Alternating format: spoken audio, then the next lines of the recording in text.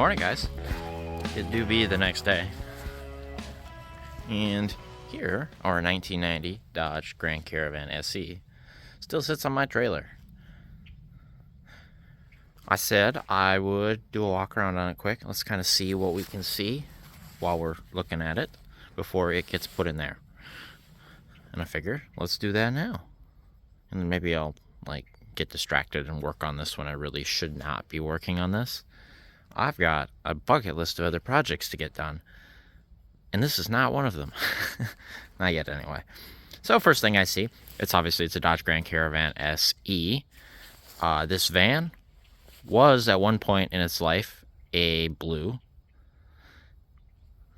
It does have tinted rear windows, and it's got not only a double light blue pinstripe, it's got this fancy looking, there's a name for this stuff and I can't think of what it is right now, but it's got this.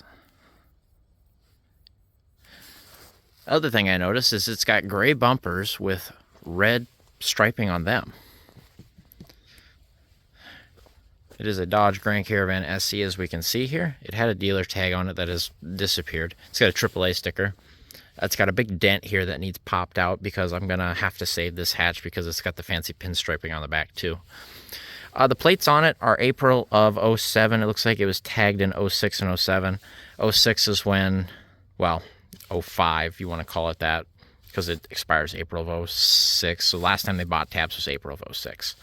Anyway, they bought the van at that point, and then I have the old title, or the old copy of it, that says it was off the road since 04. And it looks like they registered it, probably drove it for a little bit, and then maybe parked it, or registered it twice. I don't know. These plates don't really have that much wear, especially the front plate. So I doubt it was driven all that much. It does have, I think these 15-inch wheels on it. I'm pretty sure they're 15s. I can't tell with the mud all over them now. But it's got these steel wheels with, 5 slots on them. It does come with those hubcaps. I've got 2 in the vehicle right now, and I see 1. Hopefully there's another one on the other side. There should be. That means we got all 4. Otherwise, it's got the factory bug deflector, which is unfortunately cracked. Is it? Is that cracked? No, that's factory, I think. Yeah, I don't think it's broke. This would be the one van I'm going to leave it on, I think, because we've got that custom work up there and that custom spoiler back there that needs aimed downward. I think the wind picked it up on the way home. It's got those custom mud flaps that I think I'm going to delete on. Front plate's got a dent in it, probably from it being pushed around, but if you notice here, usually you get a lot of bug chips, rock chips in these plates. This thing is like mint. Anyway, tires are holding there. It doesn't have the chrome guys like our Plymouth does. This one's got a crack in it, or a pinhole or something. I don't know how that happened. Grill's pretty good. It's got one little busted piece here that I think I can ignore, at least for a while. Or what I could do is put some black tape and fold it around here, make it look whole. There's no paint left on the hood. There's none. There's literally no paint on that. That's great. It's got a mirror on this side. I don't think it's got a mirror on the other side. This one does have a bumper. This one also has a tow package that is kind of weak. I can move the hitch. How about that? That tire has gone flat. I figured it would. And there's our other hubcap. So we do have all 4 hubcaps on all 4 wheels. And underneath, I believe, is a full-size spare. Very nice. Same deal on this side, except we've got a slider door. We've got black handles with chrome accents. And we did have a roof rack of some flavor up there at some point that is gone. That mirror is obviously busted off. Shall we pop the doors open, take a look inside? I really want to look at that maintenance sticker. That's going to tell us some stuff about it, I think. The door switch is gone. I'm assuming he pulled it for something else. Didn't we see a door switch in Carry the 91 Shorty? I bet you this is where it came from. So, this van is blue on blue. So we've got a blue interior van. How nice. And this is a 91. So we've got this steering wheel. Apparently this isn't an airbag. It doesn't feel like it, but I was also told that this is a Takata airbag, but I don't believe it. I didn't believe it. This feels like non-airbag, so I need to take this off and prove somebody wrong, naturally. This right here, before we get a look, this is a Dodge emblem off a Dodge, whatever that, what was that stupid car that was next to this? This I grabbed off of that, because that was probably going to scrap. And I'm going to put it on this, I think. Anyway, that's up here. So, under the steering wheel, or under the interior, I guess, I don't know where I was going with that, we have a full instrument panel with 212,247 miles on it. Reset the trip meter, it had 1/7 of a mile. So, we've got, you know, lights, dimmer. We do have rear intermittent wipers. Isn't that nice? What else do we got here? We got single zone climate control. Radio is missing. There's a radio down there, I saw. There's the old plates. If we look here, this one is got an 03 sticker, and that's got an 04 sticker. That's interesting. I don't know what that means. This one is the rear plate because it's got the 4 holes. This is the front plate. Notice how the front plate's got all these dings and stuff in it. This is what I was talking about, all these rock chips and stuff. That tells you the van was being driven on the plates, whereas the front plate currently looks like this and all shiny. So I would reasonably say that this van has been off the road since 2003 or 4. There's our 2 hubcaps. We've got all kinds of goodies and junk to go through. I got so many bolt drawers I don't know what to do with. I've got so many. He emptied out a hardware store. There's a shop vac in here. That'd be nice to know that works. There's a boot. There's a tube of silicone. There's a spare jack. There is so much stuff in here. This is great. There's another spare jack. There's 2 of them. Okay. This does not have the under console here. It's completely carpet, which is cool.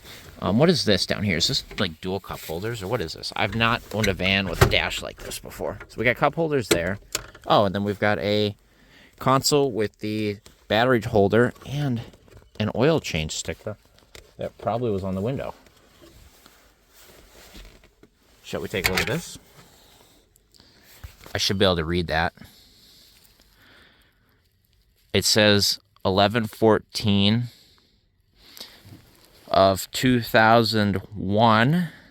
It got 5W30, and it had 182,219 miles. So in 2001, it had 182,000 miles. That is a very important sticker that somebody took off the windshield and put in there. Thank you. And I guess we'll look here while we're at it. We have this service sticker from Tinker and Larson in Mora, Minnesota. This van is from Mora based on the title. It had an oil change on 12/2 of 1998, and it was at 162,198 miles, due at 165. That's kind of cool right there. That I might leave in here because it's kind of in a nice spot where I can like not worry about it. I kind of like that. Any stickers on the here? No, I didn't see any. So cool. So it's been serviced a long time ago. So this thing, some trim options, has power locks and power windows, or power mirrors and manual windows. There, I got it right. Power locks, power windows. I got it wrong twice in a row. You guys watched me. Power locks, power mirrors, manual windows. So there we go. No overhead console or anything. Just 2 dome lights. Got a dome light there and a dome light way back there with this sagging headliner that's going to get some tacks. Because the fabric looks like good. Maybe there's a chew mark there. I don't know. We'll see. We'll see. We'll see what happens. Suppose we'll pop the hood here for you when we go out there. That does work. I found this on the ground after we moved it. We're going to need this this piece, at least this metal piece. This was the PCV. Not too much wear on the pedals, to be honest with you. Everything up here is all together. It's all buttoned up, so it wasn't tore into. So I don't think we got any like major electrical issues going on. Granted, the trans plug is out. I think in theory that's clipped up there. So maybe transmission issue that we already know about now. Nothing under the seat. I don't see a glove box under that seat either. Dang it. No glove box. Well, there's that glove box I'd like to get into. Shall we pop around the other side? I should grab the keys, actually. That are on. And it doesn't matter where the shifter is. It just let me take the keys out. That's cool.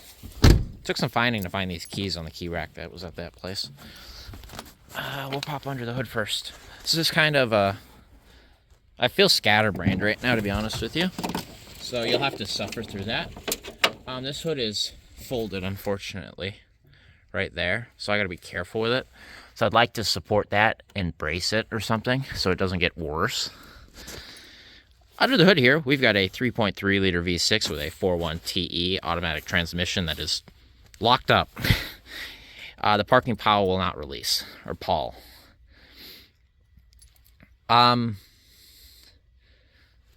Looks like there was something stuck here. I don't know what it was, but something was stuck there.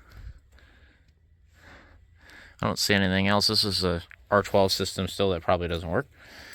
Well, not probably, it doesn't work. Somebody got into the trans computer. I noticed that yesterday. They were in it, so that's probably shot. This motor's probably locked up. And if it isn't, I don't tell you, if that motor isn't locked up, I'd be amazed. I have a strong feeling that we will be doing an engine and transmission swap in this van. I have a very strong feeling. I'm going to reiterate that. But we shall see. We shall see. Like I said, I will give it a shot. You never know, I guess. You never know. Anyway, yeah, it's, your typical. This is a different looking battery tray. They must have redesigned it after 91. That's the thing I noticed about these 91s that I've had now, 2 of them, is they've got quite a few similarities to the first gens that have obviously changed. Like that battery tray is different. This is still first gen technology. It's still got a first gen style radiator, half size radiator. If you notice, we'll pop back around over here quick. What do you want to call that? The information center is different. If you notice, it's got all of the emblems already in it, and then they light up. See that? Like the icons are already there. It's kind of cool. Obviously, it's got this weird dash. I think that's in some of the newer vans, but I don't see it that often, not having the lower center console. It's got a few interesting things about it. Anyway, pop around to the passenger side here. We'll open up this passenger door. All the doors do open, believe it or not, which is nice. Well, I haven't tried the hatch, which is why I have the keys in my hands. Spoiler alert. Power locks over here still. Copyright 1969. I'm curious what's in there. That might be interesting. This guy did a lot of estate and thrift auctions. The guy that originally owned these vans or bought them from people, I guess. I don't know. Shall we do it? Not too mouse housey, and there is paperwork of some sort in there. I will look at that a little bit later. I see registration, I think. That might tell us a little more about the van. And then I will show you if it's anything interesting. And this does open too. Oh, we're losing stuff now that we're tilted sideways. Here, can I get out of there?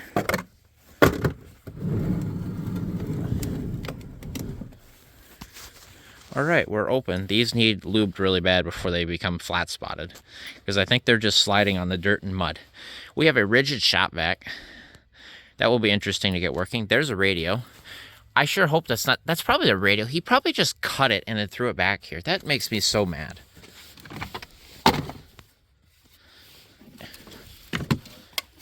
So what is this? This is a weird Chrysler stereo. I've never seen this before. I have never seen this flavor of Chrysler radio before. It's got a full tuner on it, and it's a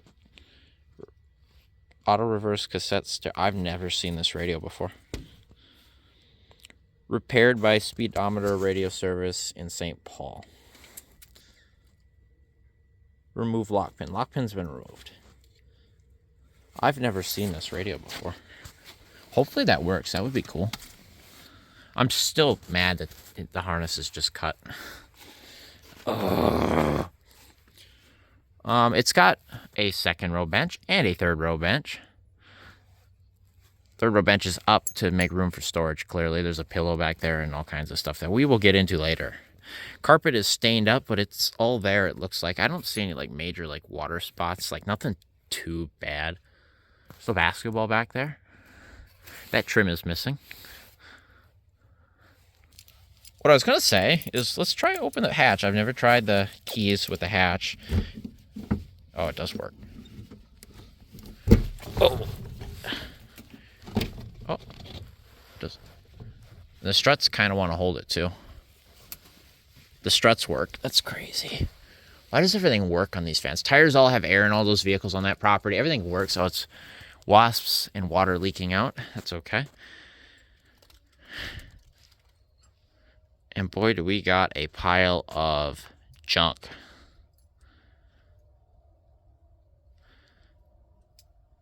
Hopefully there's a few goodies in here.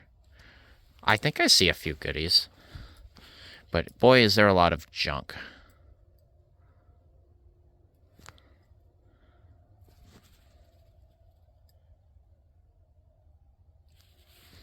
Well, the keys work, so that's cool.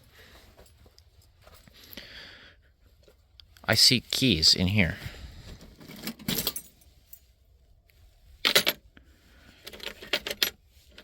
I don't think there was any GMs on that property, but that's a set of GM keys.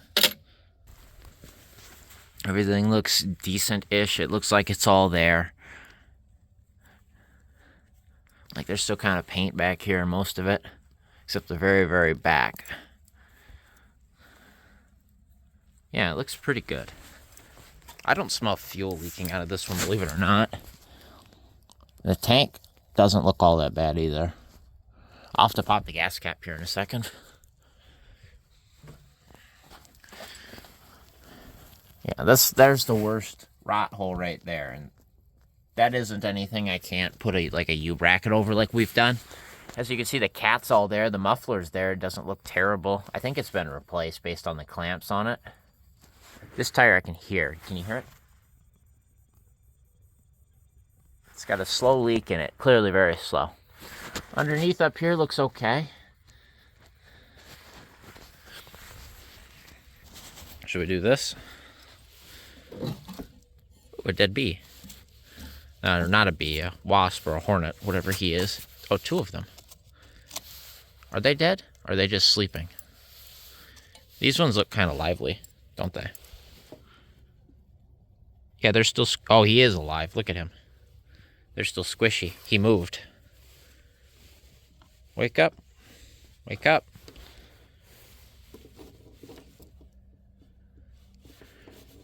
Get gone. Go away. Those are alive. Those are fresh. What are the odds they drain the tank? That'd be funny. Looks clean in there. It smells like really bad gas. Who would have thought?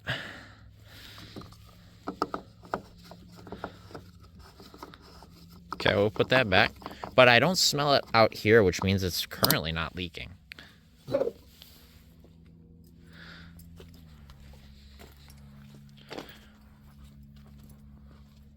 Well, how about it? I've never checked the dipstick. Is there a dipstick? There is an oil dipstick. There is not a trans dipstick. But there was trans fluid in it because we recycled it when we pulled the CV axle out.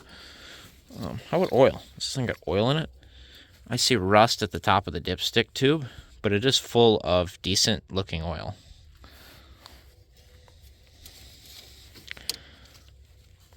How's it looking there? There's still oil on top of the rocker arms. It looks good in there, believe it or not. A little bit of rust on top of here, though, which tells you moisture was there. Power steering looks like it was leaking around the thing. It's full. I believe we popped this, and there isn't any coolant in it. But that is most likely because there is a coolant hose that has been chewed through. I almost guarantee it. Doesn't look rusty in there, though. It looks okay. We know the throttle body is currently seized. Not surprising, there wasn't an air filter on it, which allowed them to get into there, which they probably would have chewed through there anyway. But, you know. What other coolants do we got? Has it got washer fluid in it? Or, well, this is coolant, so I think there's fluid in there and cobwebs. A little bit at the bottom of the washer reservoir. Clearly we can't check the trans fluid. We know it's empty now. There was some in it. So for fluids, and here's the hose that's probably chewed through, is the one going to the heater core down there. It's got fluids. I'm gonna shut the hood now. Oh, not slip and fall and die. Too bad for that fold. We should be able to repair that though. Before I forget, in the glove box was the owner's manual that was rough. It was a note saying don't put tapes that have been wrapped in the tape player. They will rewrap again. I'm assuming that's from the guy that repaired that. That's kind of cool. And then there was a registration from 2002 where they bought the tabs for 03. So the blue tabs right there. Which that one has a blue tab and this one has an 04 tab. That's kind of interesting, to be honest with you. Anyway, should we look at this real quick? I see a sticker stack. So I see a red 04 or a pink, blue 03. I know yellow is 02. And then underneath the yellow is actually red. That is 01. I know that for sure. And then we have a blue 2000. And then I see a 99, which is white. So these were issued in 99. So that's kind of cool. At least 99. Those are the plates on all the paperwork for the van. So that's cool to have. Anything under the sun visors? Negative. Anything under that sun visor? Negative. They're coming unglued. That's interesting. I feel moisture up there. Great. I notice this windshield's kind of delaminated right here. And all the way up. And all the way up there. Oh, hey, there's a note up here. What is that? Is this anything good? It's got a bunch of scribbles in it. I'm assuming that said something at one point. It clearly doesn't now. Goodbye, gross paper. Alright, cool. Alright, truck's got it running. I got the van pulled out here. I got that old thing out of the way. Needs a coil pack. And I got the shed clear if we can avoid the copyright that you can hear in there. Got my dad's truck fired up that's in pieces. Got that moved. And there's our parking spot right there. So, looking pretty good.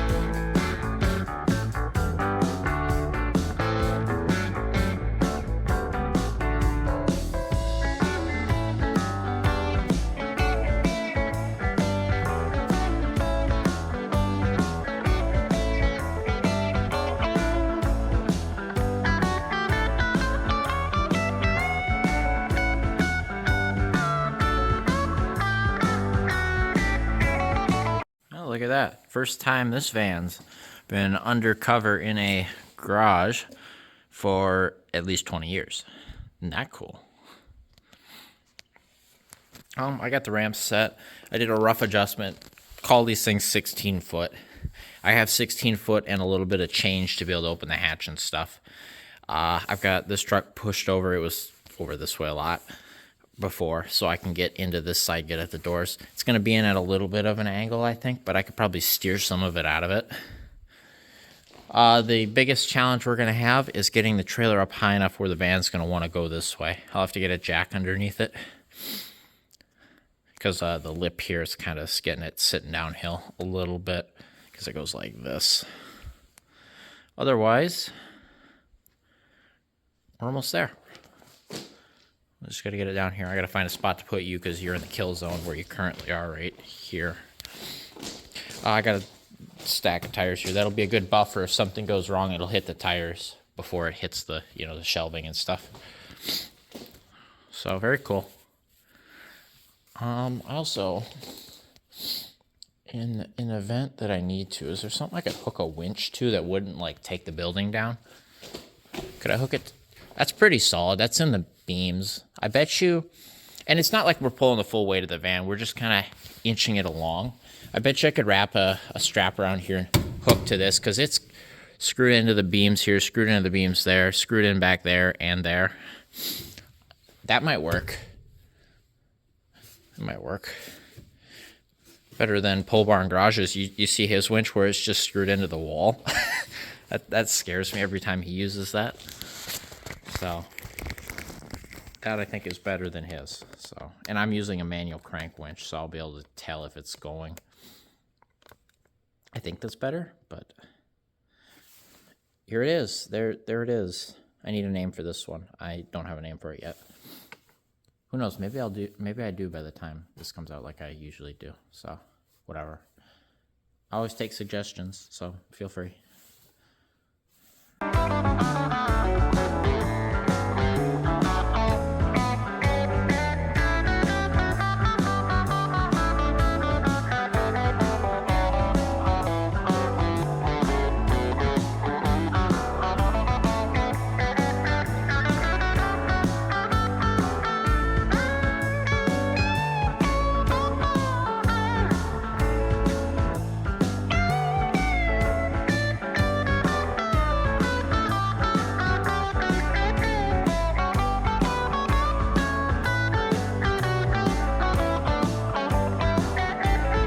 Well, there it is off the trailer. That was relatively painless. I had to block it up to get the muffler to clear because that muffler I think is still good, believe it or not. But that was painless pretty well, and that worked out great. I actually got way more room than I thought I would. I could be able to swing that door all the way open. I think I'd like to have it pushed back a little more, but I don't know that I'll be able to do that by hand. We'll see, or at least by myself.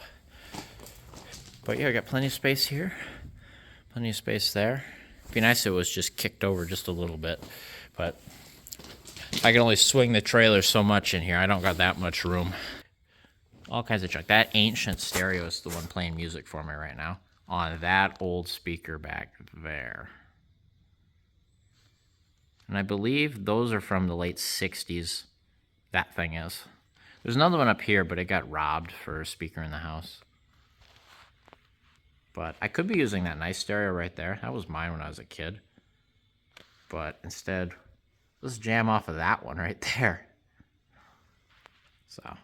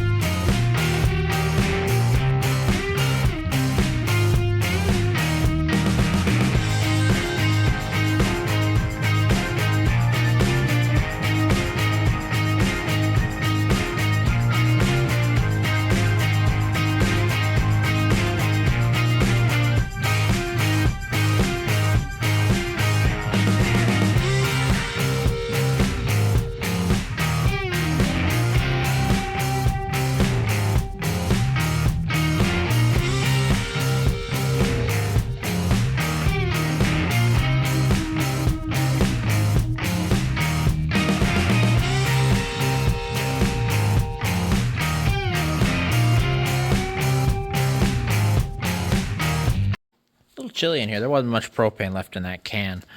That's been off for most of the time, actually. What is... That's a chrysalis. Or cocoon, or whatever you want to call them, or was. We got the whole back cleared out. This fan, out of the 3, definitely had the most, like, actual stuff that was decent, maybe. That's our showcase on top of the truck. There's our pile of trash, not surprising. A couple goodie bags I got to go through and pick through. That's interesting if that works. That is a film to tape converter thing. Oh, it was on clearance at Savers. This guy did a lot of thrift shopping. You get a good feel of his personality by digging through the hoarder piles.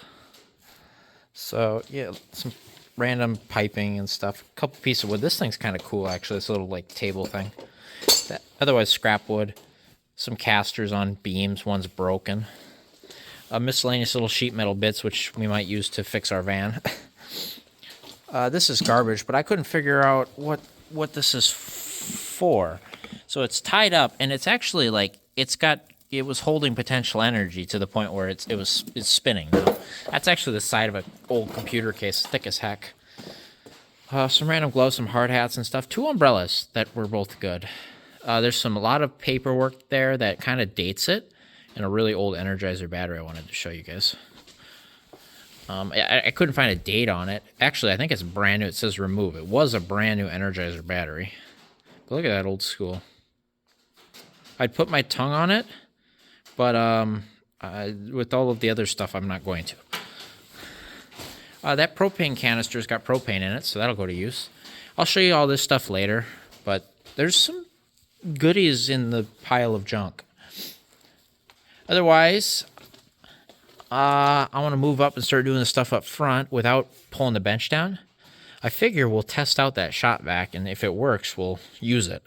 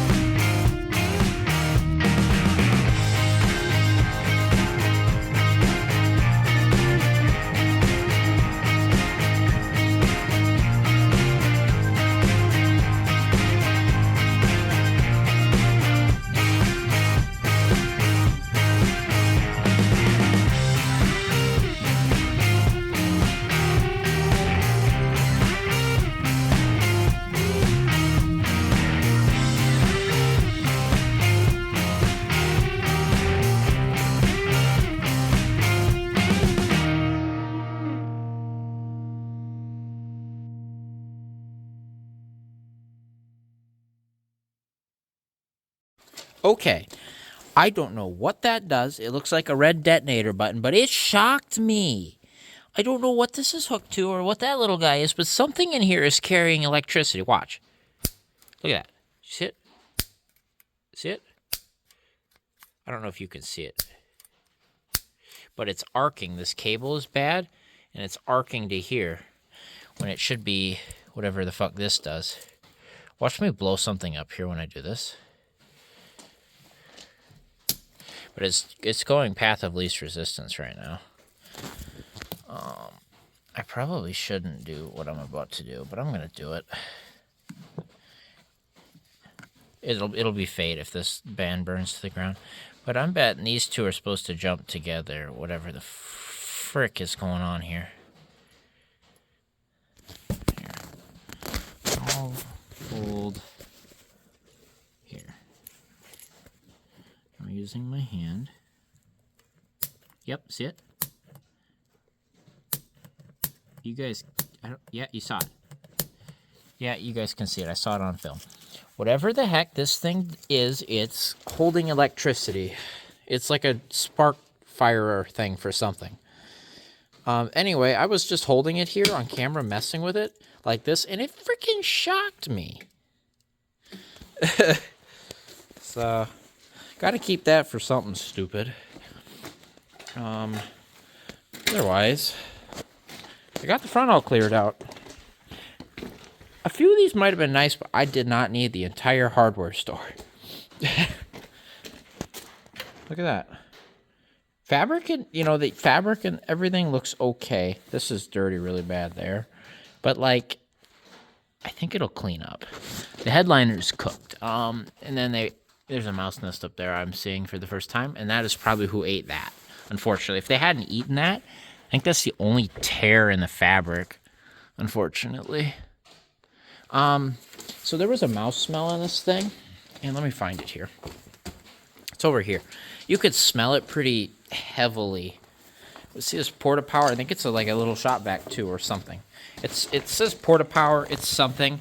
It's a Hoover, so it's a vacuum of some sort. This thing is packed to the brim of it's a mouse nest. It's a giant fucking mouse nest. Not a nest. It's a mouse. This is a mouse condominium. And I don't know how to open it. I think it's that way. And then this thing must fold in half or something. I kind of don't want to open it. I kind of don't want to know. And it's heavy. Like, this thing is freaking heavy. And all I see in there is mouse. So that is where the big smell was coming from, I think, because it was right there by the driver's seat. Anyway, yeah, I got everything out of it. Everything that won't get vacuumed up, I got it all out of it. I found a really cool dartboard wedged between these seats. It's an executive, like, dartboard, and it's really cool. And I think I'm going to use it, actually. I'm going to go hang it up tonight and let it, like, because it's like a soft one that rolls up, so I want it to, like, flatten out. Because it's been rolled together in here for 20 years at least. But, hey, it's clean, so that's cool. I figure we'll try this, and we'll see what it does after I open it up. And there's a mouse condo in that thing. I bet you money there's a mouse condo in there. I wonder if it's raining. Hear that? Something is... Unless this building's about to fall over and it's creaking. It's been doing that for a while. I think it's raining, like sprinkling. And then it stopped. I don't know, man. Or something's falling. I don't know. Either something's falling and hitting it or it's raining. And I can't tell which. Whatever. It's cleared out. It needs vacuumed out really bad.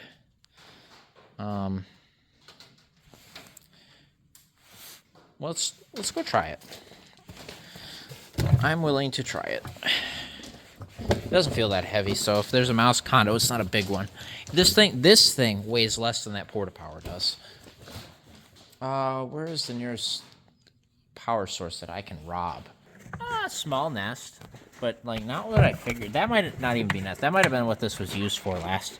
So it looks like insulation. So that's good bedding for this. It's got 2 broken casters on it. That's probably what did it in, and why Don ended up with it would be my guess. Or maybe he was using it and it broke. I don't know. It seems a lot of the stuff is like stuff that like broke and could be fixed if you put time into it, but it's not worth it. This being probably one of those. Okay, the handles are kind of stiff and they don't want to bend back and click. There we go, got it. Is it off? I want it to be like off first. So it's off. Also, we don't have a hose, and it looks like the one that was on it was duct taped to it, so we'll have to find a hose, which means I can't use this shop vac unless I've got a bad one that I could find a hose for, but we can see if it works. Okay, I got it plugged in. Here goes nothing. 3, 2, 1.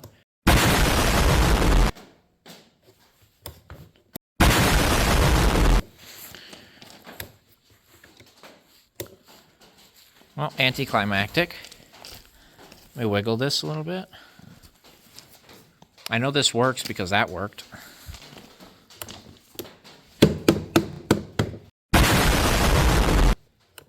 Oh, I think she's cooked, guys.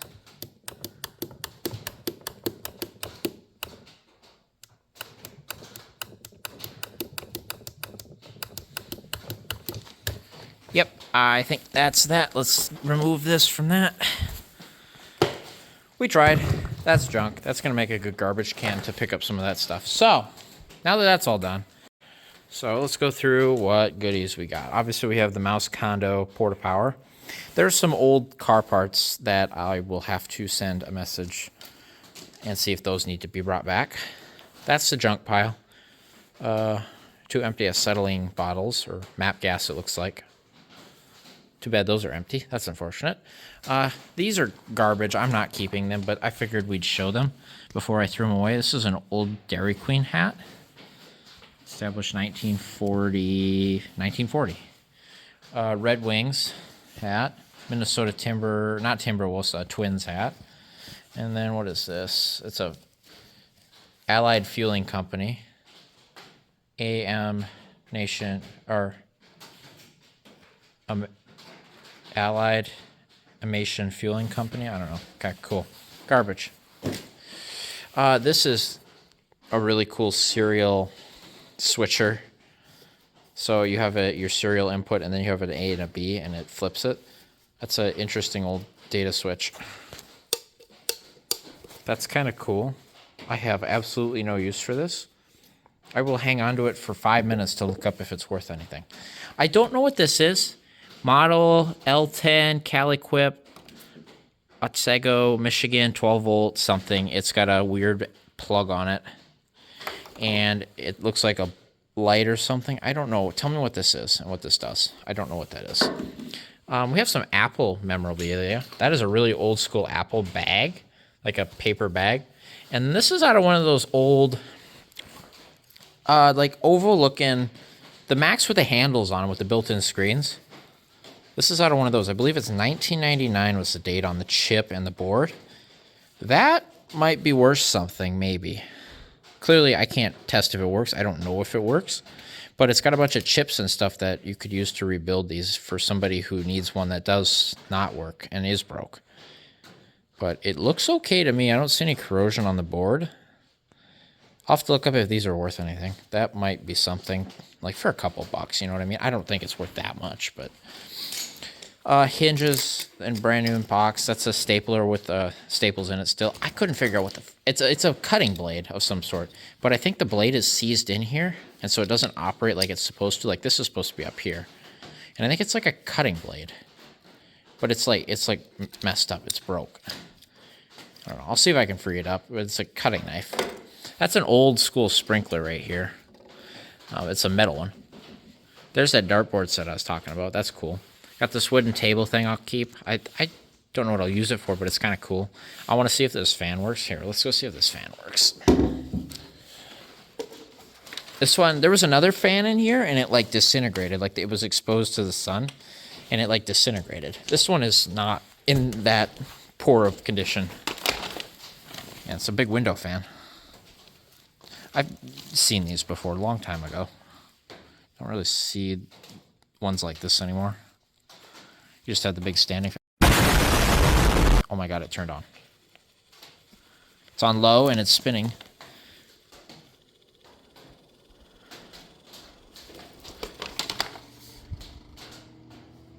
There it goes. If you hold it like this, it goes out of balance, but it's blowing and it's moving air too. Wow.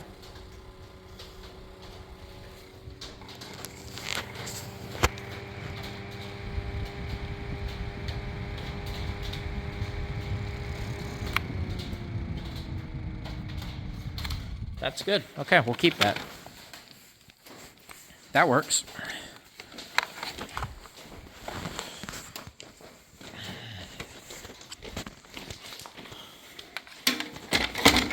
Two saw blades over there.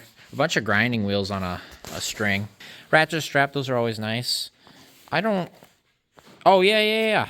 Remember how we said the brakes on there were new? Well, here's the brakes. There's the old pads right there.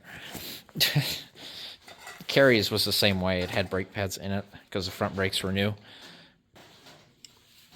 There's two Infinity speakers right there for the rear hatch. That would be nice to see if they work. There's a nail stuck to it, that one. Look at this pile of GM keys.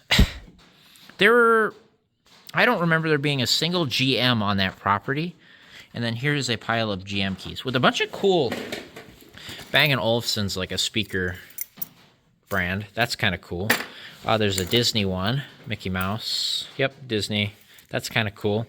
And then this one I thought was the coolest. It was the Einstein Bagels one. That's kind of cool. And then, yeah, just a metric ton of GM keys. I don't know, man. Brand new. This was in the shopping bag still. A huge industrial sprayer. That is going to be really nice.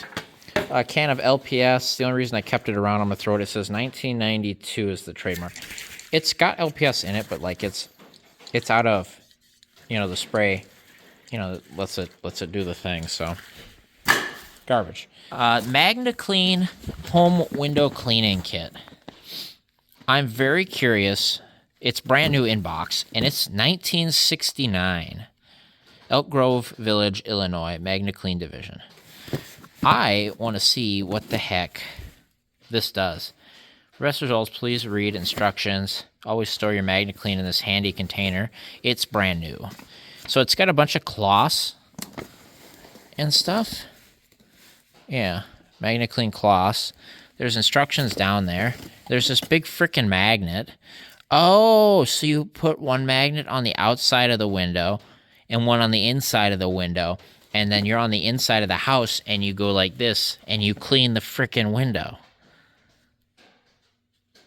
That is kind of cool. That might be useful.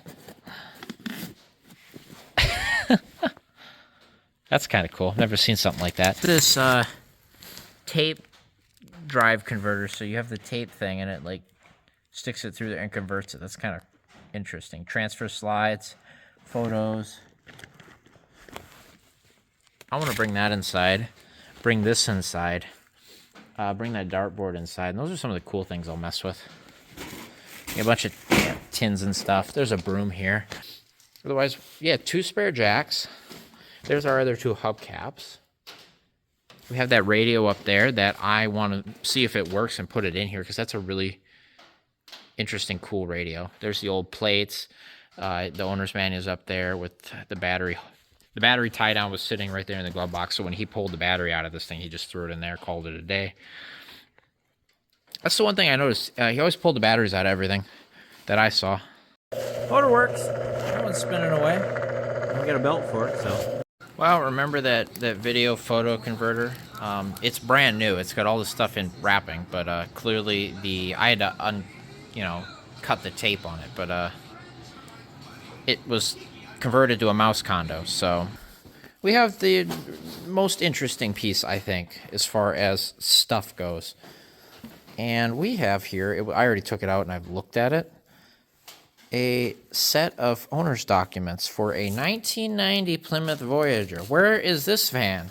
Why wasn't that van on the property? That would have been cool. And this is immaculate. It was all in the plastic wrapping. It's perfect shape. It's a 1990 Plymouth Voyager owner's manual. So obviously it's an owner's manual. It's got the light bulb service kit. Some of these books, if I don't have them for my Blue 90 Caravan, they'll all go for that. Besides, obviously, that, but, there's plastic wrapping. And then it's got some, addendums to it from, May. So this was a very late model year Voyager, or this was added after the fact. Something about California emissions control statement was incorrect, so they've told you that it's correct. And I think this addendum is dated 5/10 of 90. And then you've got, obviously, the Goodyear warranty, the Michelin tire warranty, the recall, whatever, address change form, arbitration board, Infinity sound system. This Voyager had Infinity in it. Or no, Chrysler sound systems, and it says 90. So just a Chrysler sound system. Chrysler, Dodge, Plymouth, new passenger car truck models, warranty information. And then here's the amended control California emissions control warranty note. And then here's the addendum for that. Oh, this is an addendum for something else. This is kind of cool. I'll read this at the end. Then we have the emission control warranty that they were talking about. Blah, blah, blah, blah, blah. This is cool. Addendum to warranty statement booklet. Deductible eliminated for transactional and transactional controller repairs. Transactional controllers now included in the powertrain warranty for 1989 models. Following applies to all 89, 90, and 91 Chrysler, Plymouth, and Dodge front-wheel drive vehicles equipped with a 4-speed ultra-drive transaxle. That's the A60441TE they're talking about. Powertrain warranty covers all of the cost of repairing any part of your transaxle and transaxle controller that's defective in material, workmanship, or factory prep. This addendum should be placed on the inside of your cover of your warranty booklet. Excluded vehicles, vehicles with a 3-speed or manual, rear-wheel drive vehicles, vehicles manufactured for Chrysler by Mitsubishi or Diamond Star Motors. So that's like the 3.0 stuff. 89 models, those. 90 models, those, and those. It's all of the K-car stuff. But this is noting some of the issues they had in 89, 90, and 91 on the 41TE stuff. That's what this is talking about. The early trend. This is where they got their bad rap, was the early ones that have been since revised and fixed. So you know how that goes. But this is really cool. So I want to put that all back in there, bring that inside where it will stay safe. It's a whole Plymouth Voyager booklet. I wish I had that van.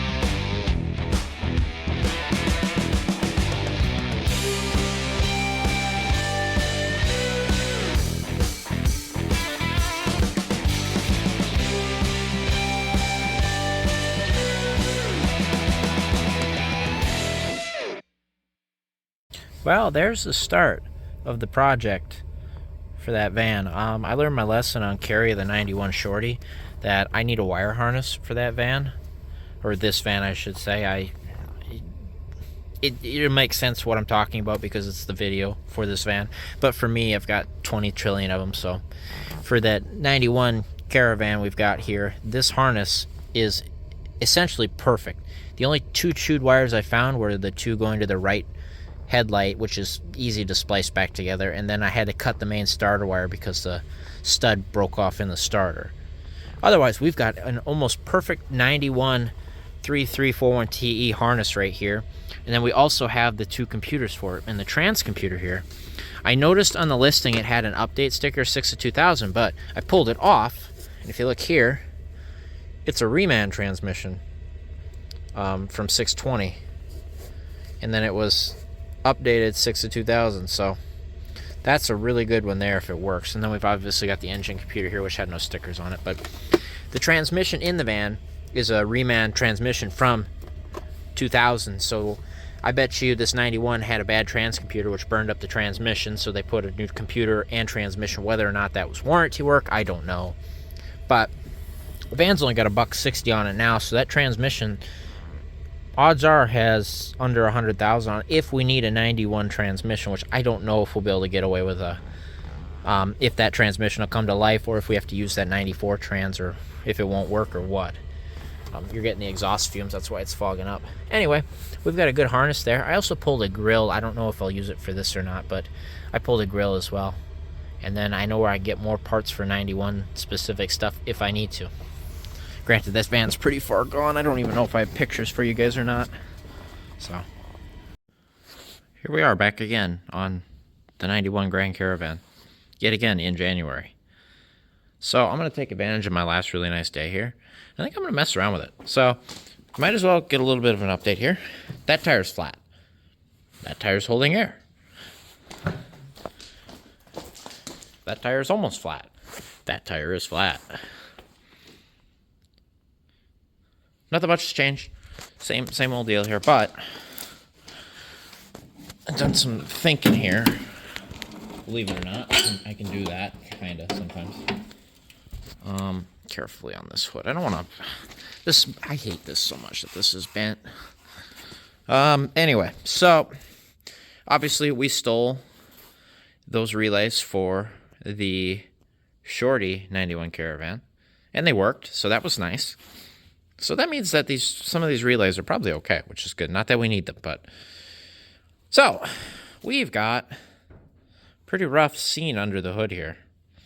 We have a 3.3 liter that is in very sad looking shape, and we have a transmission that was definitely seized. I think that is still the case.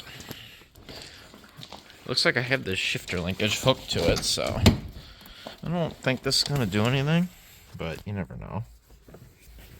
Yeah, this thing is seized. So we've got a bad transmission in a weird way that it was failed due to being exposed to the elements, and it's locked up internally in some fashion. So that means is that the transmission needs to come out. Well, I could go through all the effort and try to do it through the bottom, which I don't particularly want to figure out how to do and do it. I prefer to pull stuff out the top, and usually when I'm pulling something out like this, it's in something like this where it needs to be gone through. What are the odds that this motor actually spins? I freaking doubt it. I can't even see the crank bolt at this point. There's a serpentine belt, and it's still on it somehow. It's not chewed through. But, you know, I guess we could, there's no way the alternator spins either, right? You know, there's no way none of this does anything at all.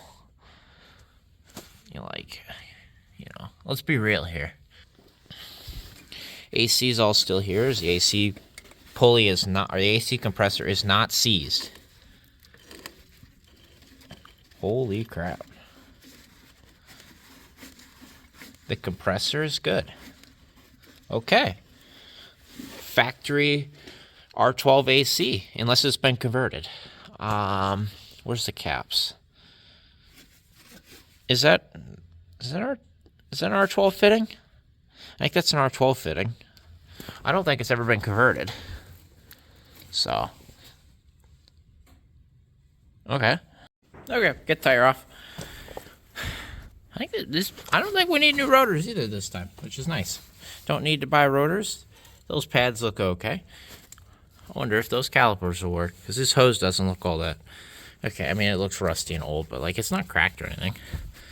We might have a shot at that. Yeah, look at the slide pin moves. Yeah, so we might not need to do front brakes, immediately. That's nice. Yeah, those rotors are brand freaking new. So we're going to get this off a couple of 3/8 pieces of hardware. And that should drop a metric ton of raccoon crap. And then I should be able to maybe see the crank pulley. Hold up there until I get out of the way. Okay.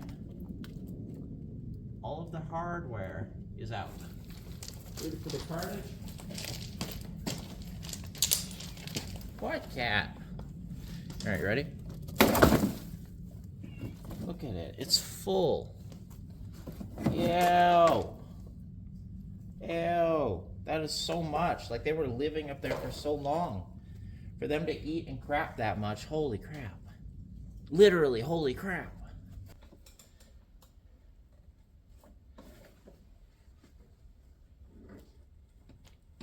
No way. No, it does. It does spin. No. Oh, God. Okay. Hang on a minute. No. You guys saw that. It spun. So I'm going to get on the crank now. Oh, God. Is that a 13? Am I stupid? What size is that? I thought they were 15s. Maybe a 91 is different. Thanks, 91, for being weird. No. Why did you spin? I swear that's a smaller crank bolt size than what they usually are. It's not a 14. It's imperial. It's not a 13. It's not a 14. Was that a half inch? No. It is. Why is that? Why is it half inch? Whatever. Get on there. Hammer time. Why are you spinning? You should not do that. Okay. Well. Oh my God.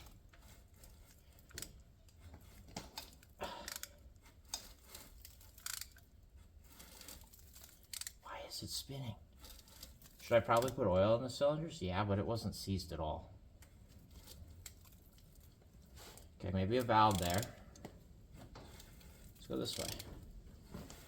Why is it spinning? Could just be debris in the way too. Look at all the stuff falling.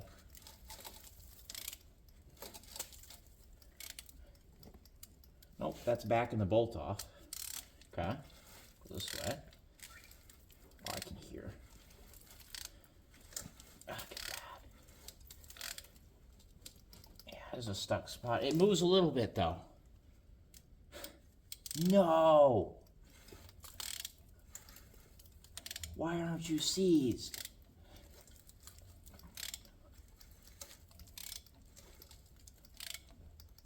Nope. Okay.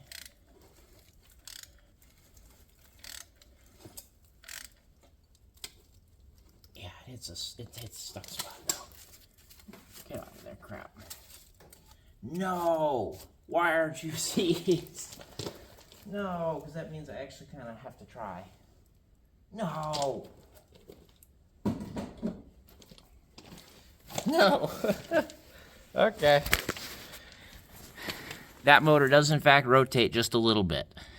I think we're hitting stuck valve train, but all of the pistons in the bottom end moves, and obviously the cam moves. All of that stuff is free. We are definitely experiencing stuck valve train. Almost certainly. There's everything else spins. Nothing else is stuck. That's freaking crazy. Why? We're 3 for 3 on not seized motors. That's funny. Lucky me, I guess. All right, we done some vacuuming. We cleaned off the channel up here so we weren't constantly knocking stuff down. Did some excavating back here. You can kind of see the ground now. You know, I pulled those plug wires out of the way. You know, got in here. We can see in here now. But here's the thing. How is that not seized? Like, what? Hopefully the heads are okay. That aluminum intake, I have never seen anything like that before. Holy crap. So we can see clear through on number 2 and number 4. I don't think the back sides are going to be that bad because stuff didn't get in there as much as it did up here. Oh my gosh. How is that not seized? Anyway, we're going to have fun getting all that hardware out. I mean, who knows? Maybe they come out. I don't know. Couldn't tell you. I guess we'll find out here in a minute. But what? How is it not seized? The intake is just rotted through. That's funny. It's terrible. It's really bad. So, yeah, I guess now, I mean, we're not going to worry about getting stuff down the cylinders. We'll have to vacuum it out anyway. Not to mention there's already plenty that went down. So we're going to go ahead and get this intake pulled off here. So to do that, we have to pull this coil back out of the way, unbolt here.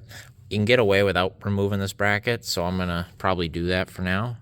So otherwise you got to pull some of this other stuff out of the way, and I'm going to try not do that. Heater hoses, we'll get those out of the way since they're eating through. We got to pull the air box out, get that out of here. And there's, bolts along the top here. There's one bolt back down that way. Get him out. We'll get these out. We'll see what we're looking at. I'll bring you back. All right, you guys ready to see the carnage? All right, let's pull that intake off. There might be some wires hooked up behind it. We'll just pull it up out of the way and unhook them. Makes it easier when this whole thing is frickin', not great. Look at that. Just do that. Now we can pop these little connectors off. I don't know why I'm trying to save them, because it's freaking junk, but, I don't know where my screwdriver went. There it is. That looks nice down there. Now, honestly, it doesn't look that bad. So I think the only thing that was probably helping us here is the fact that despite it corroding through, it was covered in stuff, so stuff didn't get down in there, despite it rotting the aluminum out. So, I don't know. I don't know what that means, I guess. That's good, maybe? Or something? This is not how you do this, by the way, but in the situation that it doesn't matter in our case, we're okay in doing this, and that the fact that everything is messed up really bad. There we go. That's out. This is out. That's free. Let go. There's one wire holding us on for this sensor of whatever it is. Oh, and there is a vacuum line that survives somehow. How did you survive? Lucky. How long will you survive? That's the question. Nope, it's junk. There it goes. That's it. Intake removed, or upper intake removed.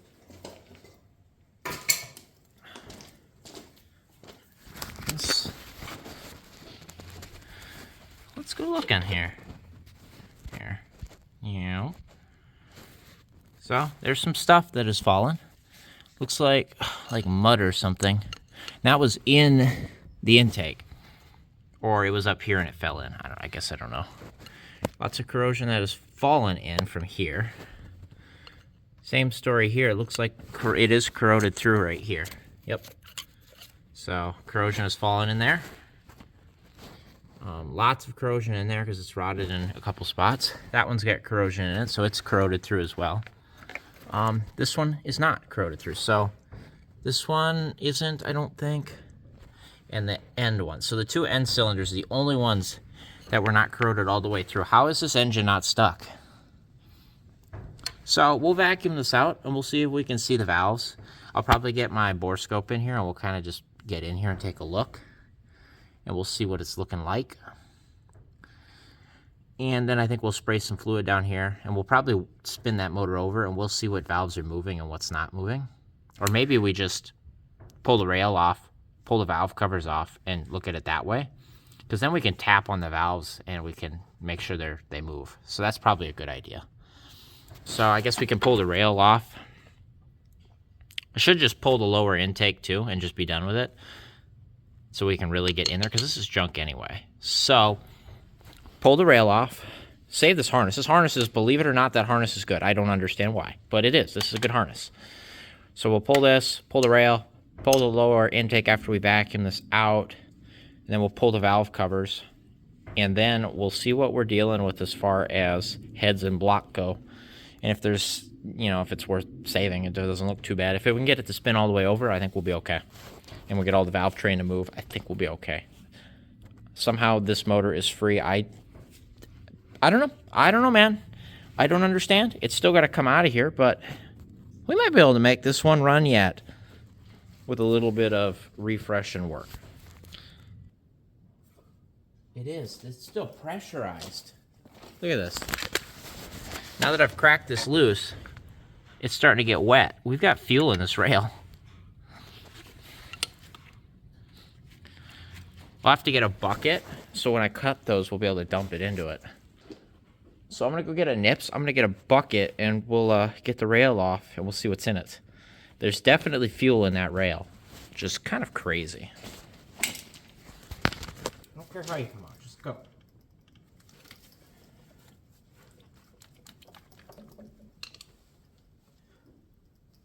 Okay. We got her on the run. We'll get it.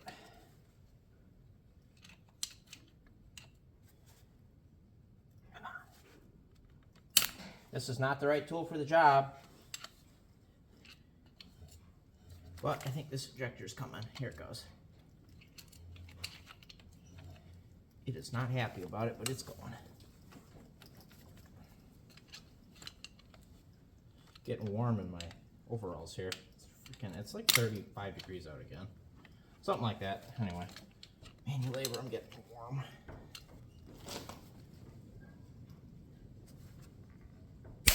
Whoa. Saw that coming. Okay, I give up. How about now? Yeah. You think I was playing? I ain't playing no more. Yeah. Wow, the right tool for the job works. Crazy. That's unbelievable. Alright. Oh, you can smell the varnish. Let's go over here. And, well, maybe not over top. We'll do it over top over. Sorry, go back. Go back. Go there. About. Look at that. That actually doesn't look bad. Okay, never mind.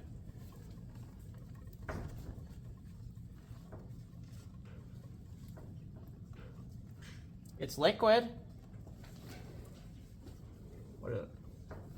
That's got to be 21 years old or so, give or take. Who knows? It could have been a year old when it was parked. You never know. I had a full tank for a year and then, you know. I can't tell if there's chunks coming out of it or if it's just stuff falling off. It could be both.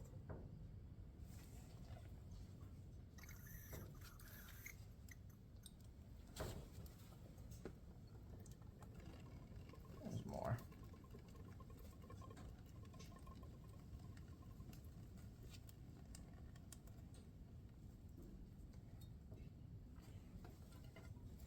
There's more in it.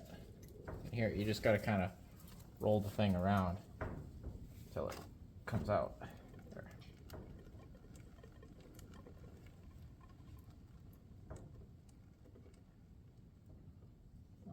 That's pretty bad.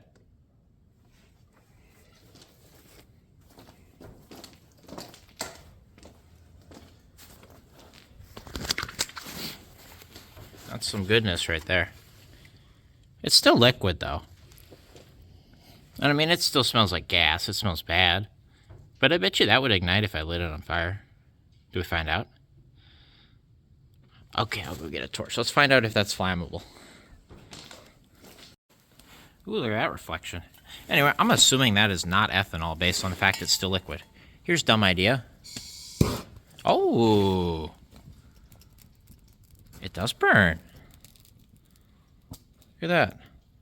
Well, rip that container. Ah, get some heat in here. How nice. That's gonna start a nice fire when that container lets all the fluid out here in a second. Yep. How lovely. Okay, so I'm gonna admit it is definitely not looking good for the heads. I mean, we won't know until we have it apart. But that back head is looking really bad, and I can't even see the front head. So, I mean, we'll see, but it's not looking good. I will tell you that right now. So, here's our hardware. So we got one down here, which usually I can get that off without pulling the temp sensor, but because it's so corroded, I might want to pull it so I can smack a better socket on there. These bolts look okay as far as the heads go. This is probably the most rotted one, and he's not that bad. We've got this here, but this hose, I believe, is eaten off, isn't it? It's eaten off down here somewhere. Yep, so we don't have to worry about pulling that apart. Leave that on there. We got to unhook this pigtail from this, though. And then this is all free out of the way. Okay, well, we'll continue disassembly, but it's not looking very good. Definitely not for the top end here. But we'll see. Let's tear into it. Big reveal 2.0. So we've got these easy prying holes right here that we might be able to bite into a little bit, maybe. Or not. Nope. Not easy prying holes, so we'll just pry here. And try not bend the valve cover. Okay. Hello.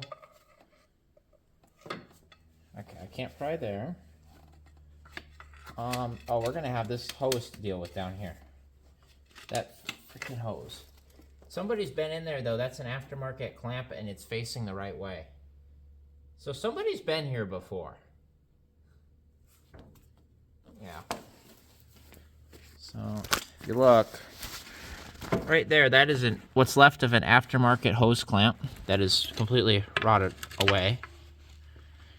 But it was one, and it was facing the right way, so they were thinking of the next guy. If we can, here, try break it and pry it out. That's what I'm going to try to do here. Yeah. And then we might be able to get the hose out. Come on, there it goes. There you go. Get off of there. Okay, so we broke that.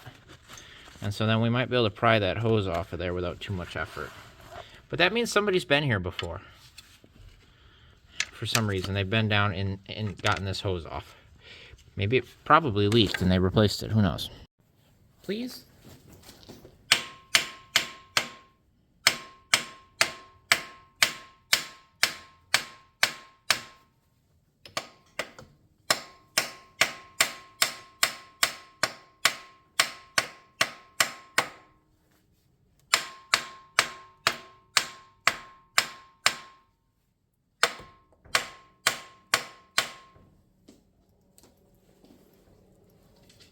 Okay, anything.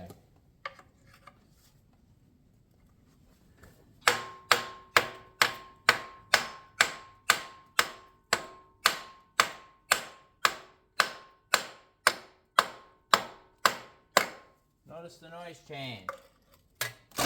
Yeah. Okay, back in time.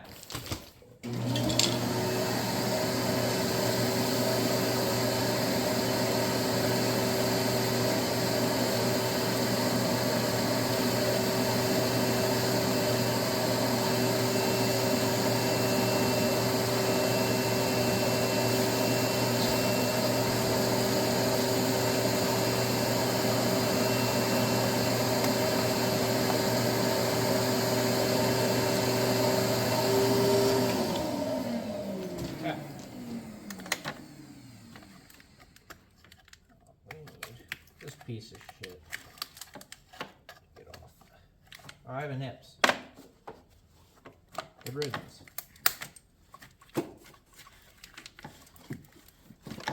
I need this to go away.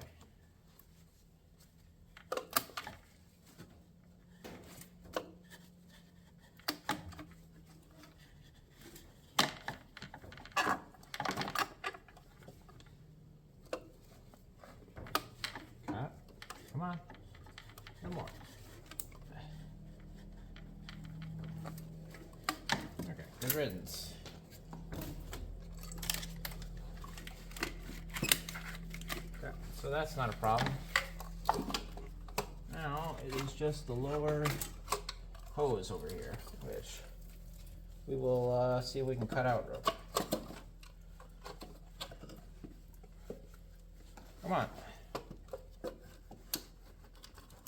There it goes, it just broke. Perfect.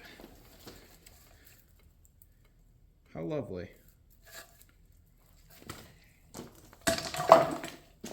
Well, you want to see? There it is.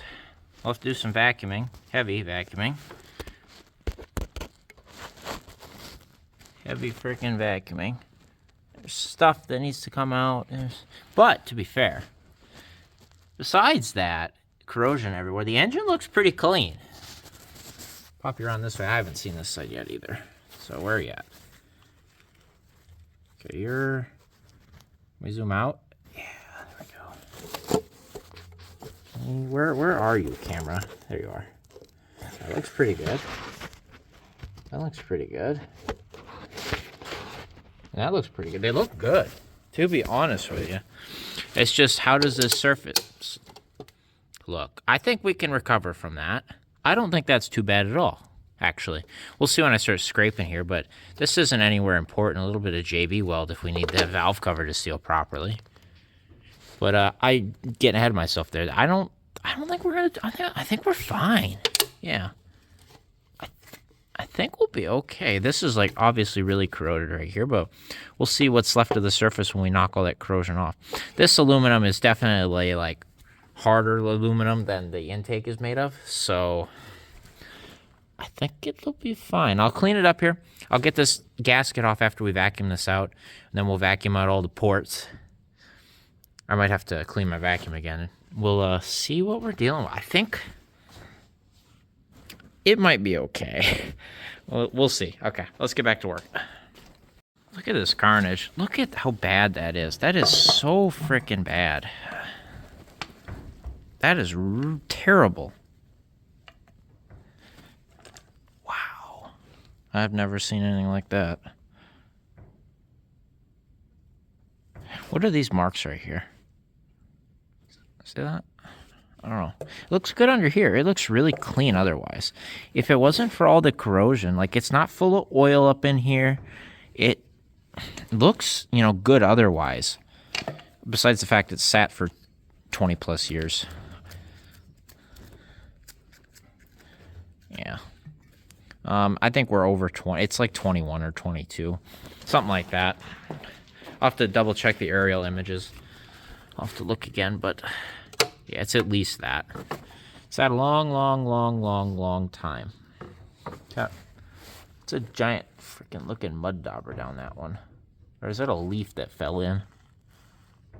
I don't know. Anyway, we gotta get it out either way. So, back to work. Well, here we are.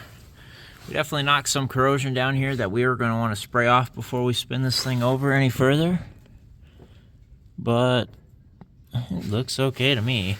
I mean, besides the corrosion, I don't see any, I'm looking at the cam, and I don't see anything terrible right off the bat. So I'm going to get the air compressor, and I'm going to try to blow as much of this out as we can. And then I'm going to get some oil in a squirt bottle, and we'll start oiling in here. We'll also get the valve covers off real quick. We'll do all that. I got to scrape out to get its bolts. And then we'll oil everything up here, and then we'll try to spin it over after we got in here. A little bit of rust up here, I'm noticing. See it right there, that brown stain?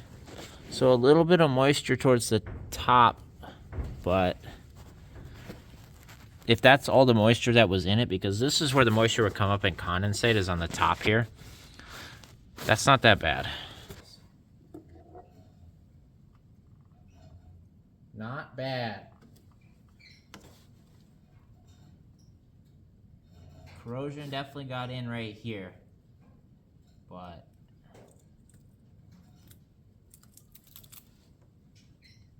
yeah, that's pretty rough looking right there.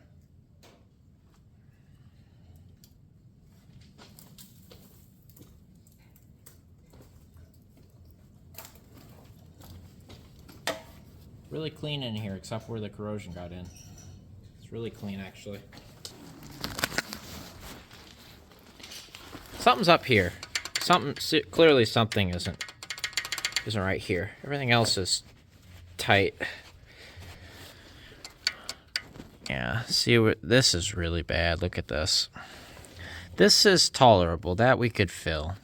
You get it up into here and wow. Look at that. So, what was I saying about JB welding the head? You might be able to. Well, so this, obviously, as long as this surface is good for sealing, we're good here on the intake. all this is sealing is the valve cover. So if you were to build something up here, you might be able to get, if you clean out all the corrosion, get something to stick there like an epoxy. All you need is a surface that you can, you get like the metal JB weld, build it up, and then grind it down flat. You might be able to make something out of that. Now that's reaching here. That is only if everything, and I mean everything else, comes out okay. This looks like it was good. It's got oil on top of all the rocker arms and everything. Oil inside the valve cover. It's really clean inside the valve cover on this side. So, and besides where it eventually corroded in, it was perfect. And then it started rusting based on the corrosion, I think, that came in. So, we'll see. We'll get the other side off here quick. We'll see what the story is on that side. I don't think it'll be as bad, but I think it's going to be similar. And then we'll get this all cleaned out and then spray everything and oil it all up, and we'll see where we're at. Same story. Definitely not as bad as the other side. Like, I don't think we need a JB weld anything. I don't know. We'll see when I knock that corrosion off, but it definitely got in. And it definitely did some corroding. I think noticeably, those are actually all free. These are kind of all stuckish. That one's, there it goes. That one's for moving again. They'll need to be oiled up, that's for sure. There, that one kind of moves again. Yeah. So, but nothing like that. But I don't know, that valve just might be in the right spot. Okay. Time to, but everything looks there, I guess. I don't see anything abnormal. Nothing looks bent. Nothing looks broke. Looks like it was running when it was parked, or where, the motor was probably a really good, strong motor based on what I'm seeing here. And then it sat for over 20 years, and now we have what's left of it. Okay. I'm not going to completely give up yet. All right, got us a little more ATF. Drink up.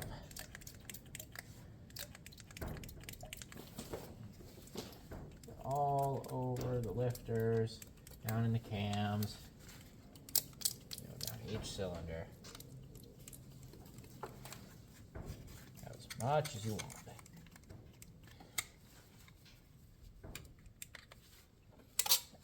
Really get in on the cam.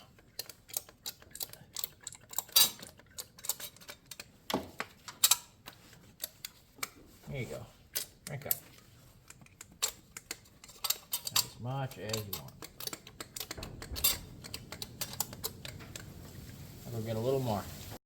Yeah, I'd say she's pretty well oiled up. We used ATF. One, because it's what I had. Two, it's kind of a detergent, so it'll kind of clean up any sludge that it kind of takes with it.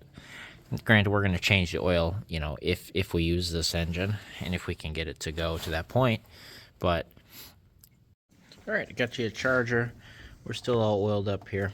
I guess you tell me what moves, huh?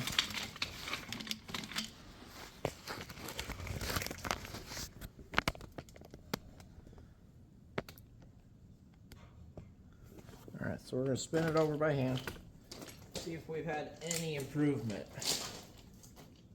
Now I'm going to try to get where I can see as well, because I want to watch it as well. Have to go backwards for starters.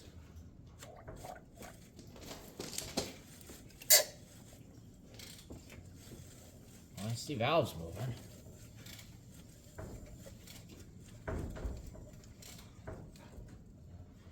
And I see nothing. So,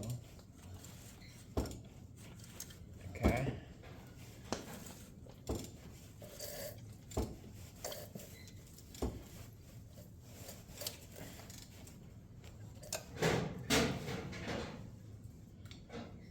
Backwards we go again.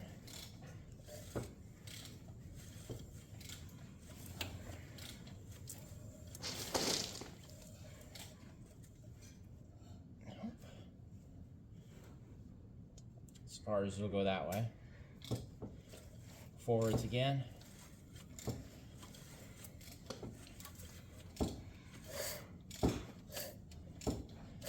And then they start to go down. So I'm assuming, oh, there we go. Farthest we've gone that way, there's two more valves going.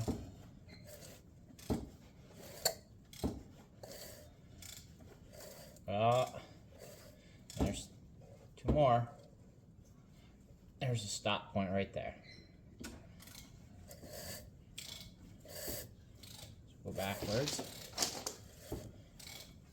Definitely felt it break free that first time. Oh, I think that's further than we've been backwards.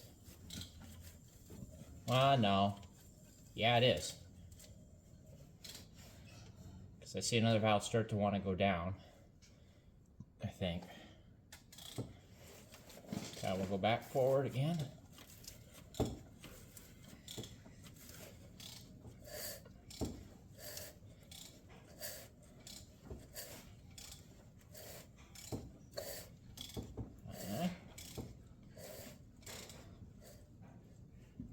And bam, we hit something.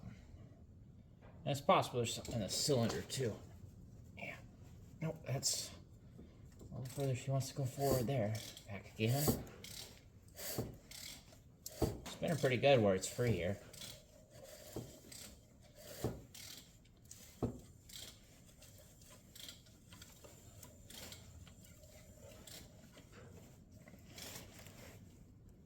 Nope, that's the bolt loosening. Forward again. We got a little bit of compression, which is nice. Okay. Go down on those. And it just hits something right there. Back up a little bit. Go forward again. There it goes. Alright. Two more. I think that's all the rockers on this side have moved, and I'm assuming on the other side it's the same story. Yeah.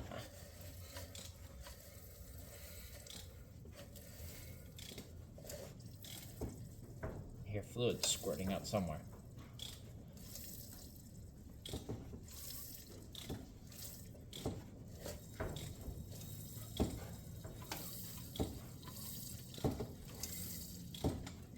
I get it at 360.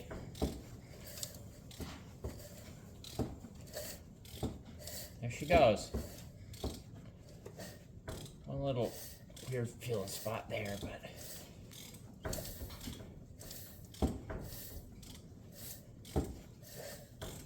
she's doing a 360. Yeah, she's free. One weird ridge I think I feel at one spot going around, but otherwise it's fine.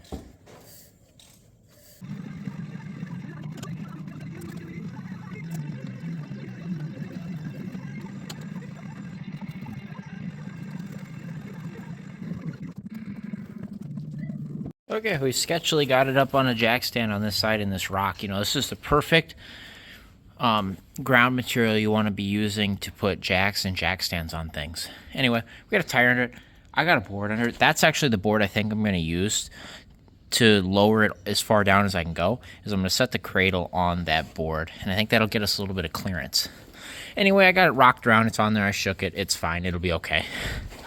But remember how this axle nut came off like it was really loose and everything seemed like nice and free?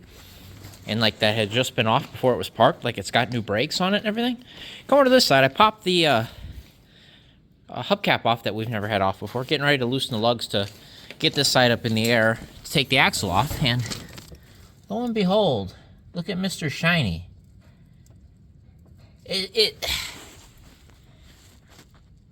That's got 0 miles on it. Look, I mean, minimal. It's really shiny. See the hub? So, I mean, I want to pop this off here, but what I'm seeing here is that just before it was parked, like, as it was parked, it had just gotten new front brakes, you know, new rotors, pads, and possibly caliper or whatever, and hoses. It's got new wheel bearings on both sides, it looks like. The intake was really, really clean, like somebody had been in there. Somebody had definitely been in there at some point.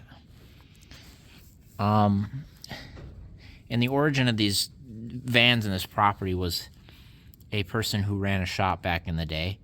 I'm assuming these were customer vehicles. Either somebody did all this work and didn't pay and he took a hold of it and then parked it, or it has something else wrong with it that was like, no more money, you know, no more putting money into it.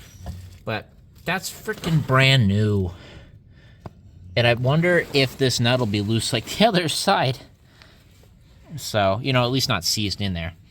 So this should come apart easy. That's literally a brand new freaking hub. It's gotta be.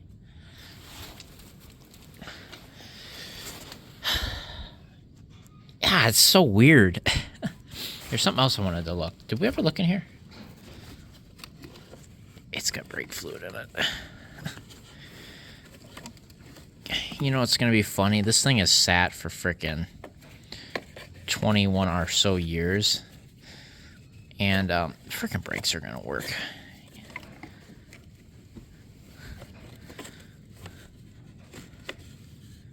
Yeah. Those freaking brakes are going to work. Do I press the pedal? Sorry, we're doing stupid things right now.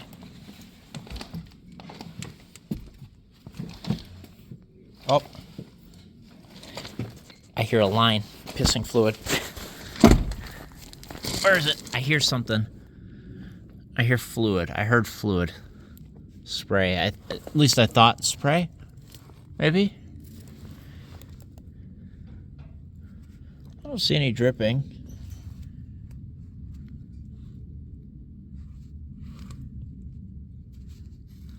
A little bit of a rot hole there.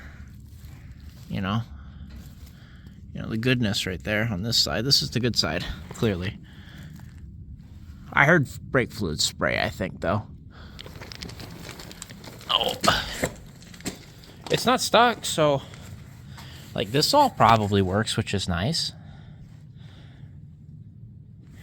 So, you know, booster and master and everything. Master's free. There's fluid in it. Hopefully it doesn't all drip out now. I don't know what that noise I was hearing necessarily was.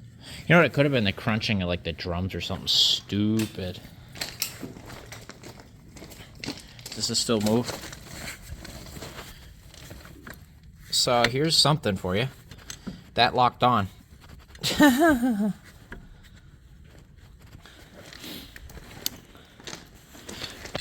the brakes kind of work. Oh my god, the brakes work. So 100% that brake frickin' moved because it got tight.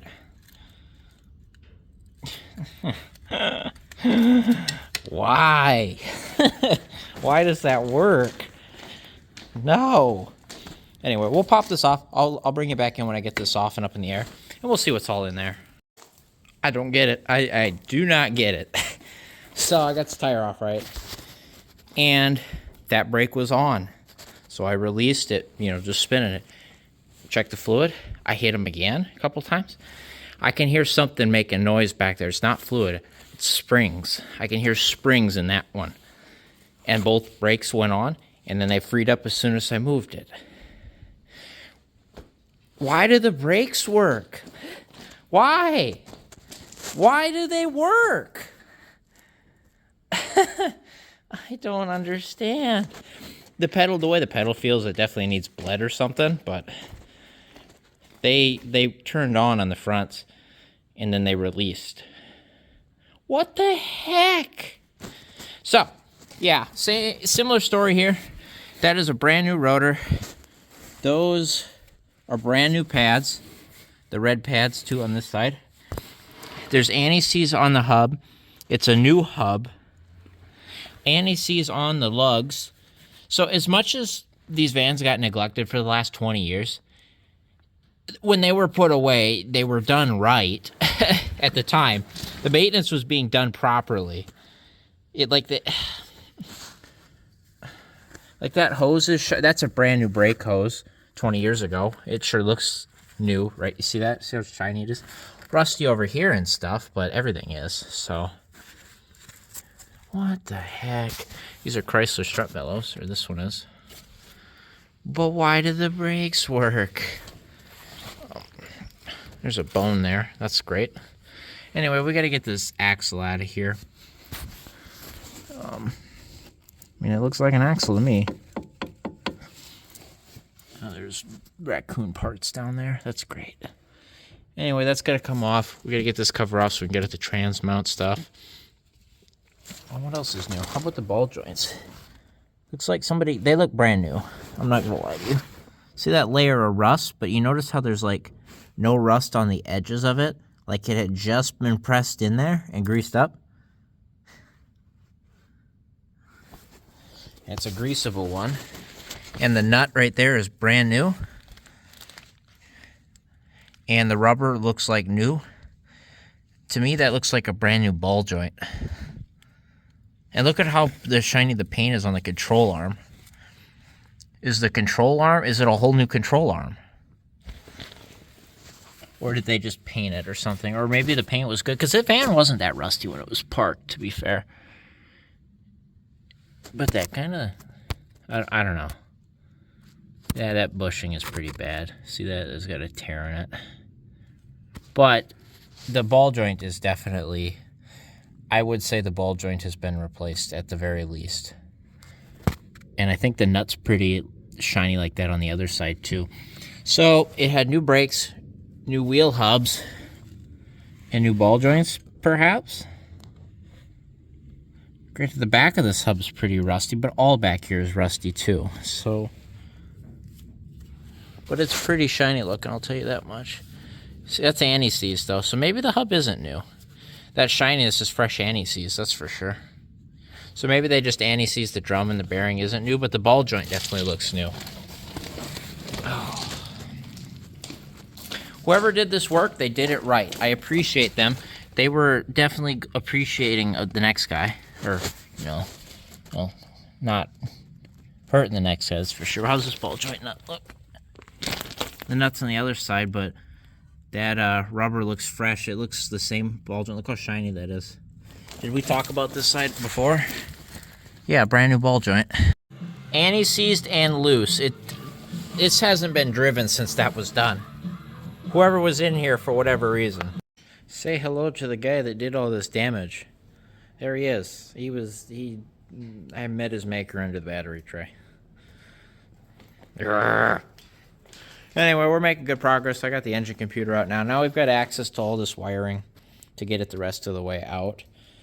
And now you can see the trans mount and everything. Pretty well get the exhaust, power steering lines, and it's ready to be yanked. So we might get it yanked tonight. Obviously I gotta get it lowered down. Oh, I gotta go get my engine stand and everything and hoist. Oh, what am I gonna haul that in? Great, because the truck's full of seats that I still haven't brought to the junkyard. Somebody's running a chainsaw.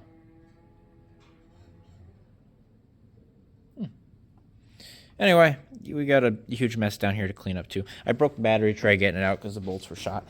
Actually, it's still on the bracket and everything here. So, you know. We're making progress though.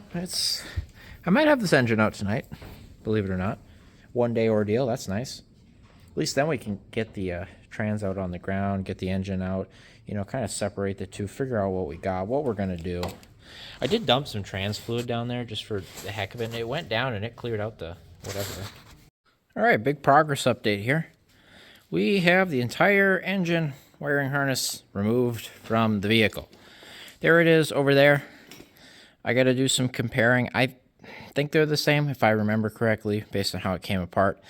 I think the only thing that we really need to take out of this is the positive battery cable going to the starter, because we had to cut the one off the donor harness or the donor vehicle because the bolt was seized in the starter. This one came out, and then I promptly lost the bolt, and it fell into that pile of stuff down there. Pile of goodness. Anyway, there's all of the goodness there. I brushed a bunch of it out. It's bad. It's really bad. So, also, if you look right there in the fender, see those two wires coming out of the fender? Those are for the marker lights up there for the visor. And then one of them was spliced in right here into the headlights. The other, I'm assuming, is a ground.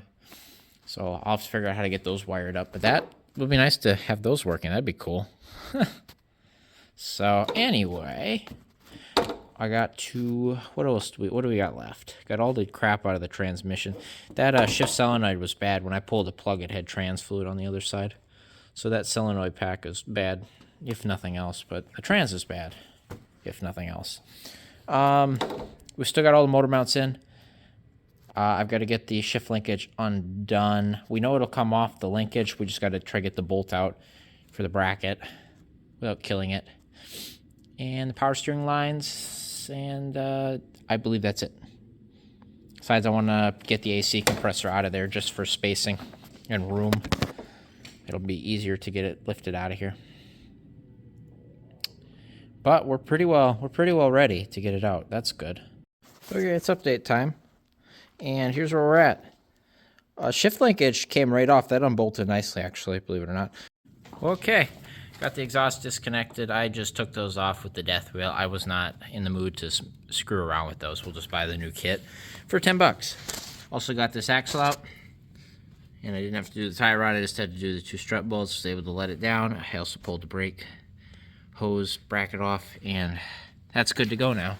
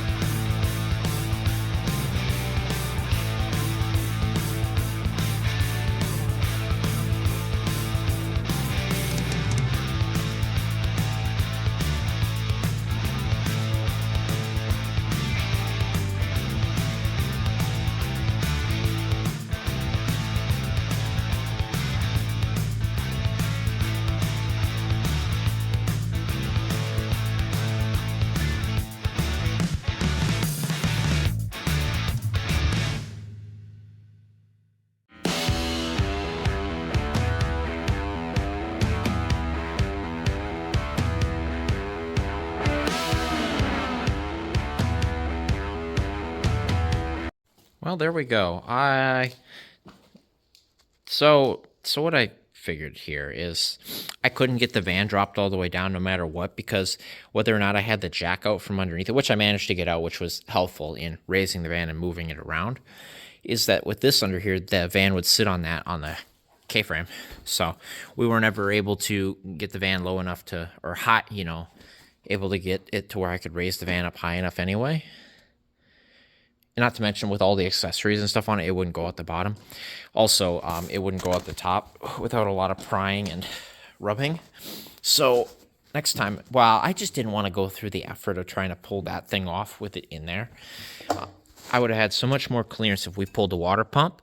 Pulled this really wasn't in the way, but the crank pulley was a big fighter, so it rubbed here going up. And so we had some rubbing here. But that's okay. It made it with a little bit of back and forth and tugging. I had to pull the wiper motor out to clear the differential, but we got that out. When it goes back in, I'll have this off. I'll probably have the power steering off. I'll have this all off. I'll have that trans mount out of the way. It'll make it easier going back in, that's for sure. So, but we got it out, a little bit of fighting. And it did come out the top. This motor hoist lifted it high enough to go over the top with a little bit of clearance too. So that's good. And we were able to roll it back because I had it on this board. And then these old boards were in the back of it. And so it rolled back on those.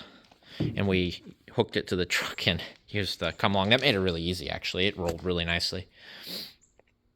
And the van's sitting on jack stands now because we had to get the jacks out of the way of the legs. But it made it out. There's your redneck sketchy removal. Also, this guy was in the way too, this little stud. But he cleared the power steering pump. A little bit of rub in here. You just got to pull it back as you're doing it. So it nicked it a couple spots, but that's okay. No big deal.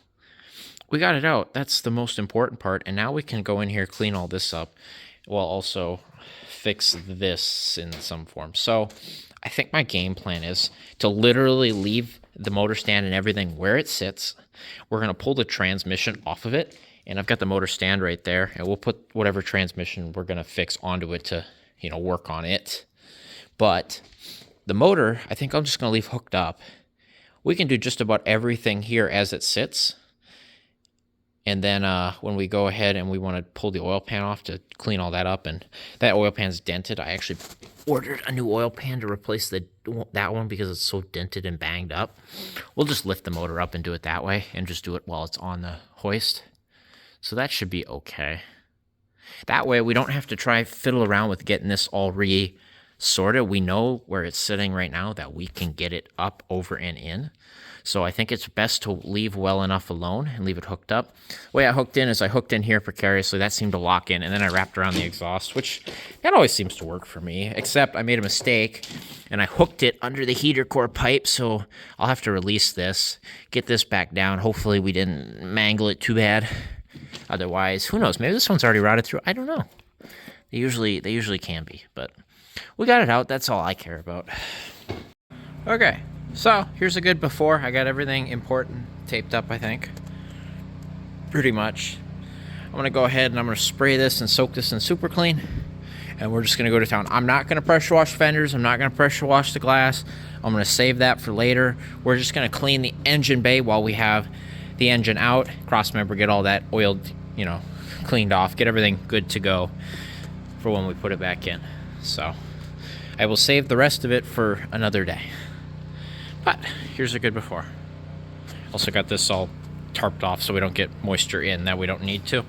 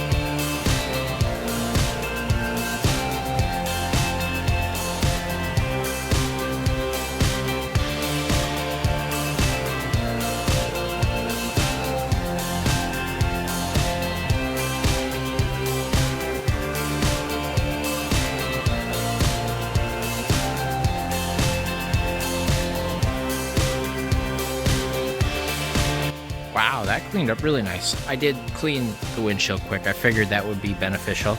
You can actually see into the van now, believe it or not. I didn't go too hard.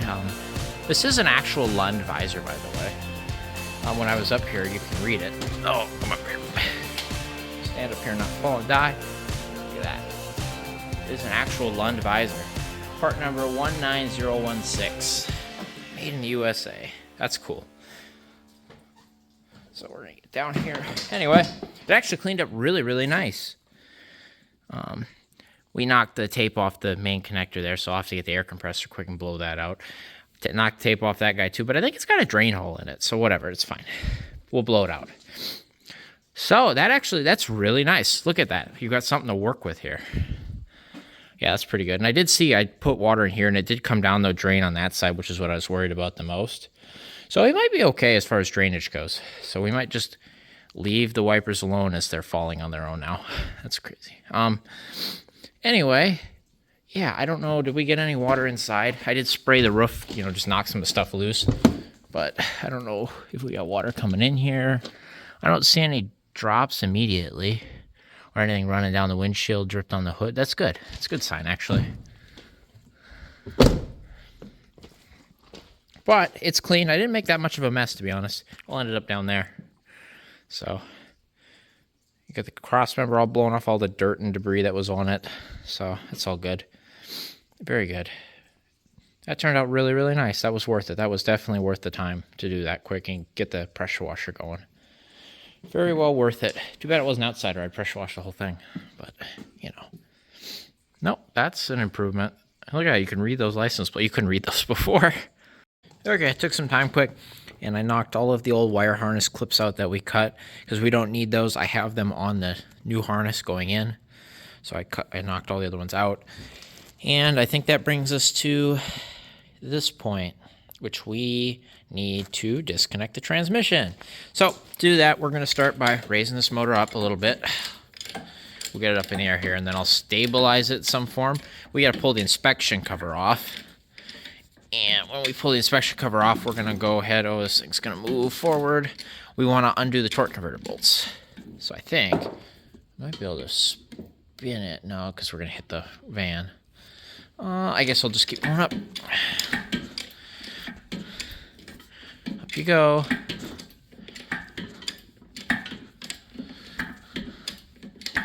And then this is where it falls, and I crush my hands, and then I can never do this again. So, And we get to where I need to go. Down there on the inspection cover. Yeah, I'll go higher. That way I can work. Anyway, you get the idea. We're going to get up in the air. We'll get the inspection cover bolts off. Then we will get the torque converter bolts out in some form.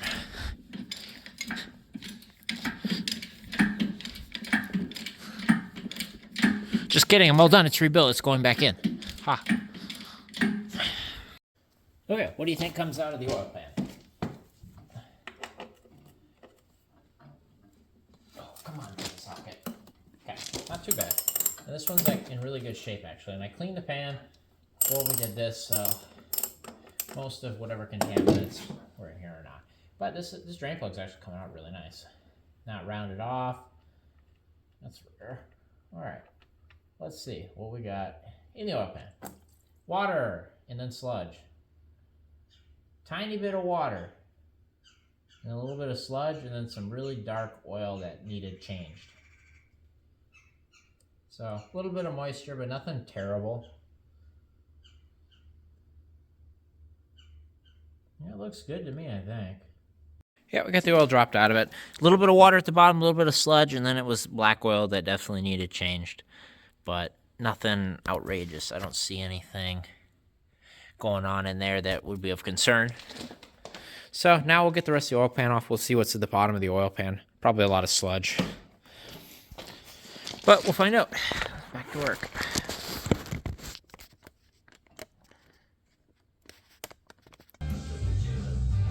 Oh, yummy. Okay, pan's down. So I smell a little bit of odor of brake clean from when we sprayed yesterday. There's all that junk and stuff we knocked down. And yeah, lots of sludge. And Ew, it's gross. It's really bad in here. But remember, some of that stuff is stuff we knocked down yesterday, which means it fell all the way through, which is good. So that's gross. That's disgusting. You can see the oil line in it when we set the engine down, but if we look up there, here, you can help me so I can look just as much as you. I see a little bit of surface rust on some of the bottoms. You see that? A little bit of rust where moisture would hang, and drip off because it would condensate. But otherwise, it doesn't look terrible. Not too bad. A little bit of moisture, which is we knew that was a thing. So doesn't look that bad. Hey, you know what I forgot to order for this? I did order some gaskets and stuff ahead of time. So I didn't order a rear main seal, which would be a smart thing to order. So I should do that before I forget. Don't let me forget. Anyway, poke our head down there. We can see all the way through, so that's good. Not terrible. Definitely want to rinse that out while the pan's off and let a bunch more fall down, whatever else is in there, residual. But there it is. The oil pan's off, which, as you can see, gives me clear access to the torque converter bolts. There should be 4 in there. So we'll get those off quick. And then we can go ahead, put the oil pan back up, lower the thing down, and then we can separate the trans and the engine. And then we can get the engine back up in the air. I think I want to put it on a stand because I do want to work on the timing cover and stuff. And it would be helpful to have it on the stand to do that. So we'll see. But there we go.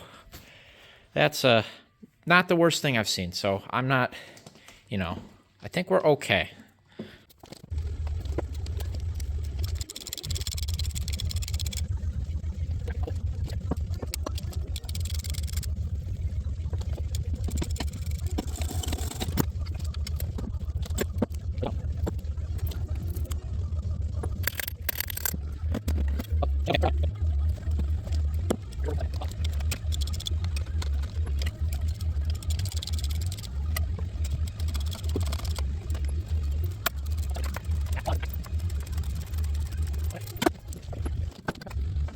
Oh, I'm so lucky it's winter and it's cold.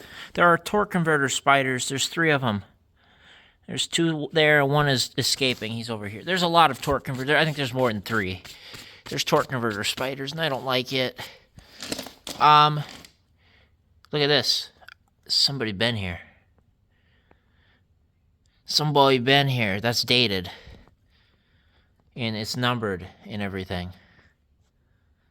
Oh, there's another torque converter spider. No. No, I don't like it. What does that say? 7 of 04? 6.5 of 5? That's not what that says, right? Does that say 6.5 of 5? What? What's going on in there? Oh, the torque converter spiders. I don't like that. Somebody's been here, I think, actually, believe it or not. Maybe, perhaps. I want to wipe that down. I want to see what that says. Watch this have been like a fresh rebuild, and it's like bad or something. I don't know. Torque converter's out anyway. As you can see, the torque converter spiders are escaping. I need to get rid of them. I hate spiders. I hate spiders. He's gone. He's gone. My genius is impressive sometimes. Here's my homemade transmission jack. So as you can see, it's nicely balanced there.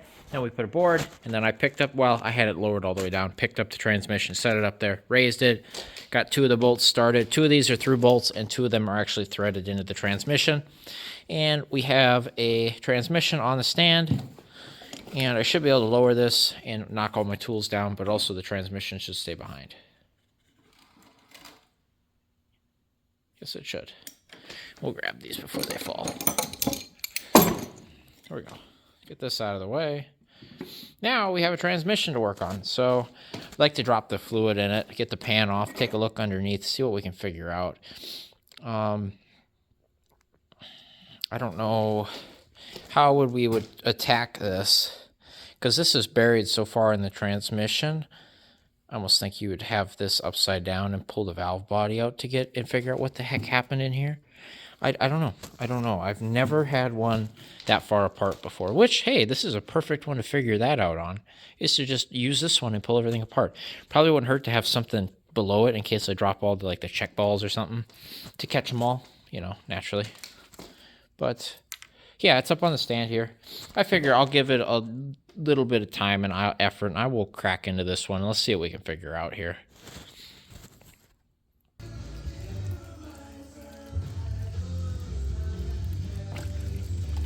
that's really red.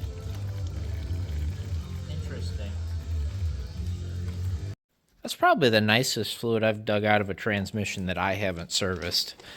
That's pretty fresh fluid, if you ask me. I mean, we dumped a little bit in through the top, but see, there's junk in here, though. I'm thinking a lot of that is stuff that went down the dipstick. How clean is that magnet? Oh, is that stuff stuck to it? Is that rat turds? Or is that like centipedes or something? Let's pour this out. Okay. But this fluid is really, really freaking nice, actually. Like, the fluid itself is really red. It's like fresh fluid. Okay, so let's dissect what's in here.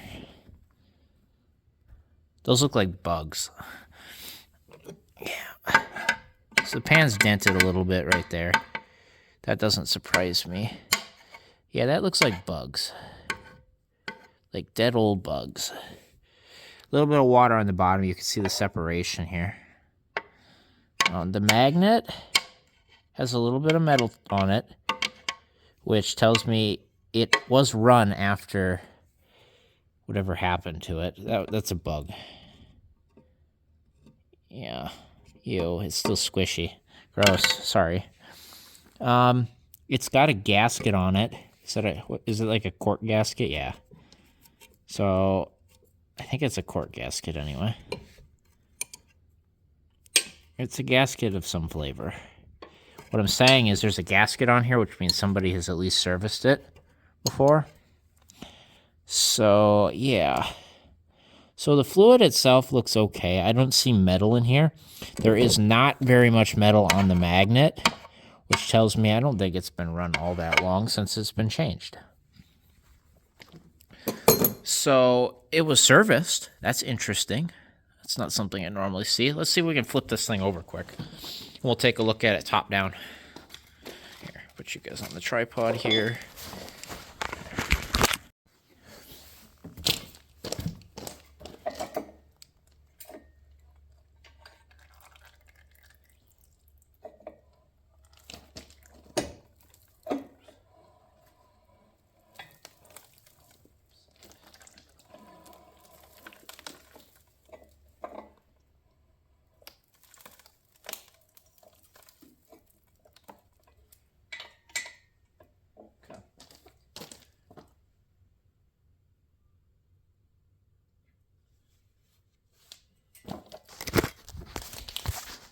All right, here we are. What does that say? Filtran SPW. Is that a brand? I don't know. Get off of there. Oh, this has got fluid in it, naturally. The O-ring stayed behind. I better grab that. Put that in the pan. Yeah, better grab that. Pliable. Okay. So I don't see any issues. There's a stamp there on that. What does that mean? It's a really shiny looking valve body, isn't it? Does that mean anything? Is it just nice? I don't know. Where's our shifty guy?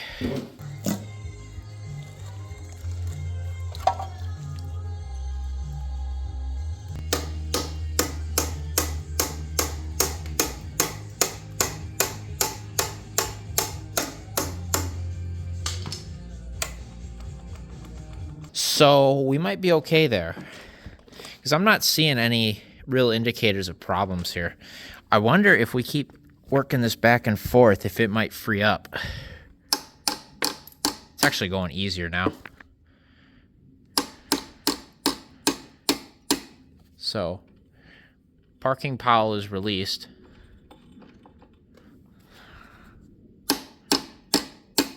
It's actually going easier. It might free up.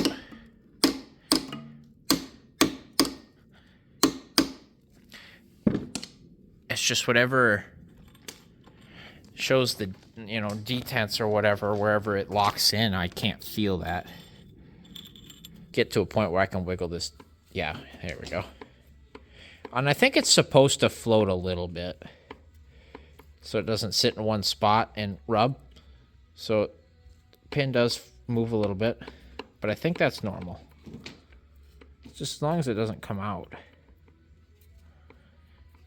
Which is where you install those little case savers where you bolt it here and it just holds it there so it doesn't come out. But I'm not seeing any play. It doesn't wobble. It slides evenly. I think it's okay. So, all right. I'm not going to condemn this transmission yet, but we have to figure out why it isn't shifting. So I went and I looked at the service manual and how this disassembles, and we might have a fighting chance here. This stupid transmission might have a chance here. So this right here, the shifter, is all a part of the valve body.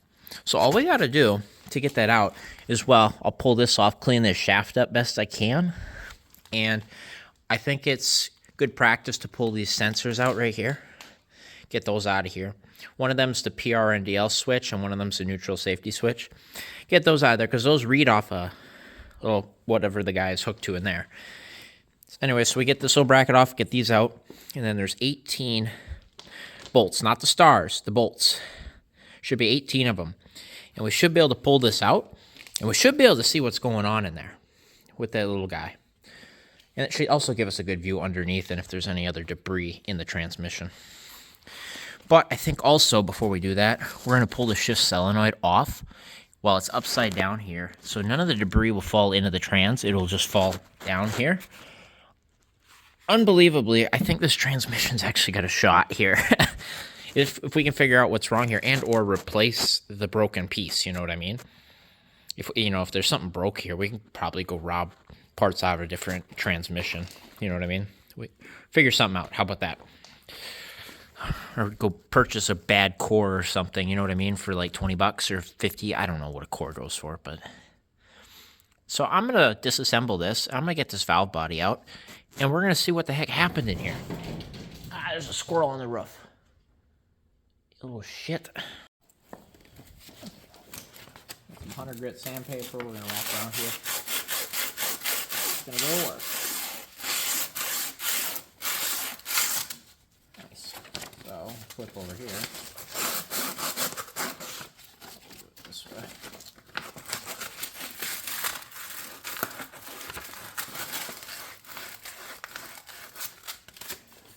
Yeah, that helped a lot, just taking off that.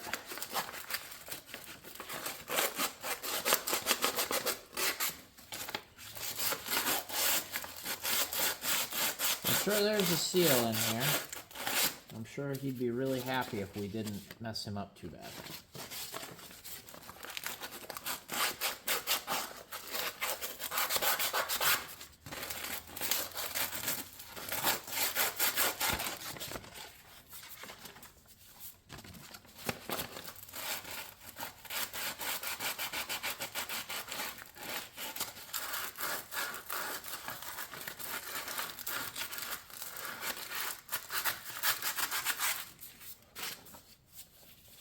That's a lot better. So, let's get my hands some trans fluid here after I wipe down. A really sterile working environment here for working on a transmission. It's okay. Okay. Lube that up. Okay. We're going to call that good. Let's go ahead and let's get this valve body apart. Size of those 10s? Yes. So there should be 18 of these.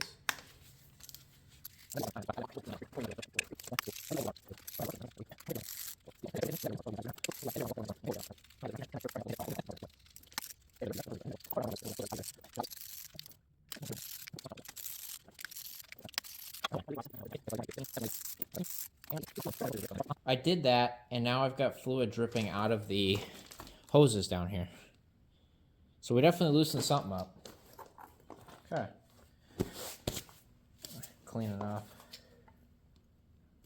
Will it come out is the question. How hard is this to get out now? Okay, it's wiggling anyway. So here's the thing. I bet that's gonna fight me right here. I wonder if I could tap that. That might help.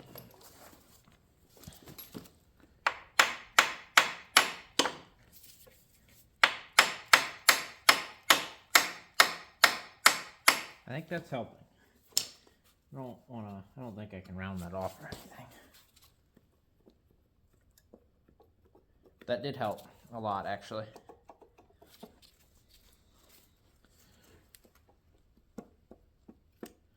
Well, actually, wait a minute here. Did I take out some bolts I didn't need to? Because that is separating from that.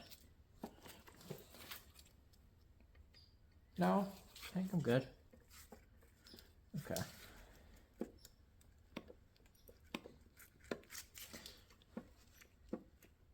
This doesn't look like it's moving. I'll tell you that much right now. But notice we got a lot more play. I can see the upwards until it goes. I think it's going up, it's just not happy about it. Yeah, so it's just not happy at all. That thing is not freaking happy. It does not want to leave where it's at. But it's going up. As you can see here. My body isn't bad breathing. Hopefully we haven't lost too much all the time. I don't think so. But it's what it is, I guess, right? Especially the diagram's not going anywhere. That would be silly to have where we lose shackles this way. That would make sense. The other pull this part on the right. Just want to mushroom this like I probably am. I mean, I just want to find a little bit of this. No, look at this.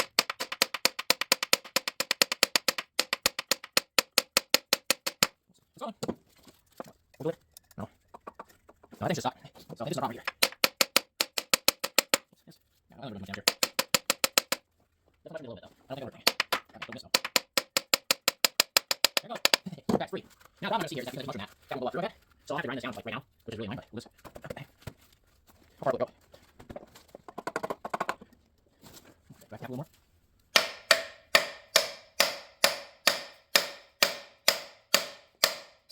I want to see if we can see what's going on in here.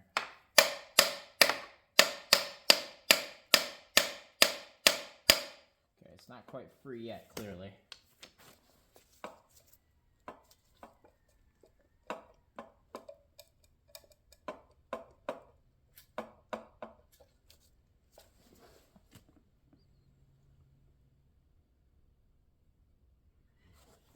I'll have to go get the grinding wheel. But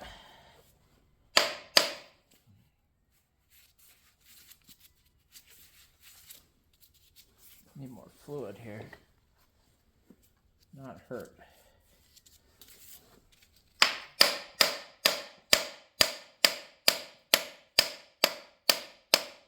Once again, it's stuck. Wait. I don't think it's supposed to be like this.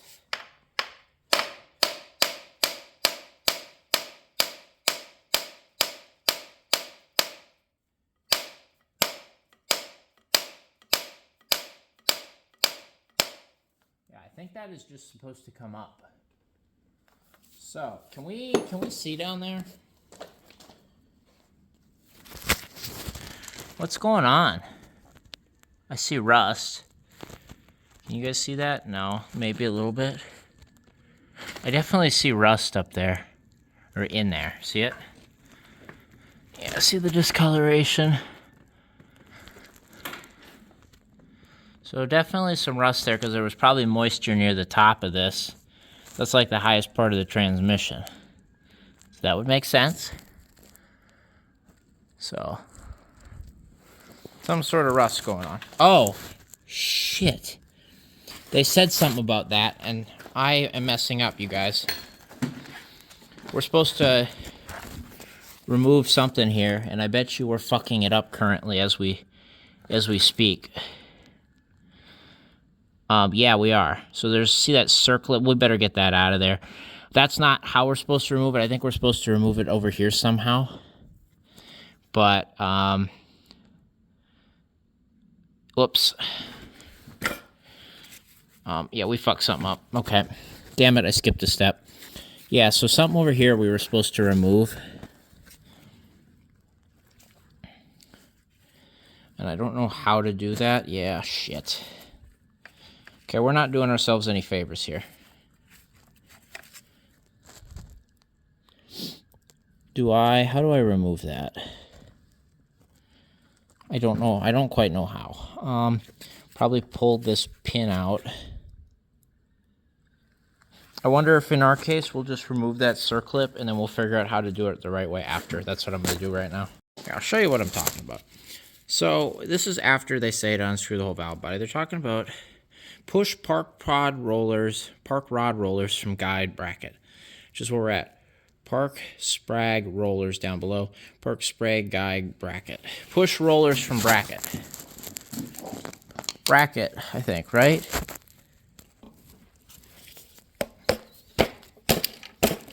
Or at least further down. Hey, look, there's the rollers. They just fall out. That whole bracket just fell out. Well, there you go. There's the problem, because I'm stupid, and I pulled up on it before doing it. It just fell out now. So there you go. There's that problem. Solve that. That's why I can't get it out. The whole rod just fell off because we already took the circlip out. I bet you it'll come out now. Besides, I've got to file that down. There you go. Don't do what I just did. Don't be dumb and pry that up in here and get it stuck. There you go. Wow, follow the directions and it worked. Well, hopefully we didn't damage anything. So, I'm going to wipe my hands off. Let's see how much easier it moves now that stupid little bracket's out of the way. Okay.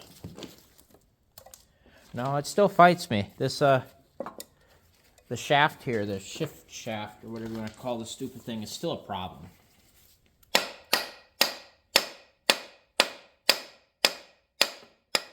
And I think that's probably part of why we're having an issue, but I don't know. Yeah, see how much easier that goes? So, here's our guy here. We didn't lose anything. I might have bent him a little bit. He looks a little bent, which may or may not be a problem. It's definitely a little tweaked. The rollers seem to roll. That's okay, but he's definitely tweaked. And that is 100% my bad, because I wasn't paying attention to what I was doing. I wasn't following. I forgot. I missed a step, okay? That was my bad. But we can definitely tweak that back. So I'm not that worried about it, but yeah. So when we were lifting, and it tweaked it. That's my bad. We'll set him off to the side. Anyway, the valve body is up to the point where I need to file the end of it, but it definitely was still sticking, and we definitely have a rust problem up there. It's definitely something sticky up here. So let me file off the tip where we peened it over really bad. Let's see what we can do about this.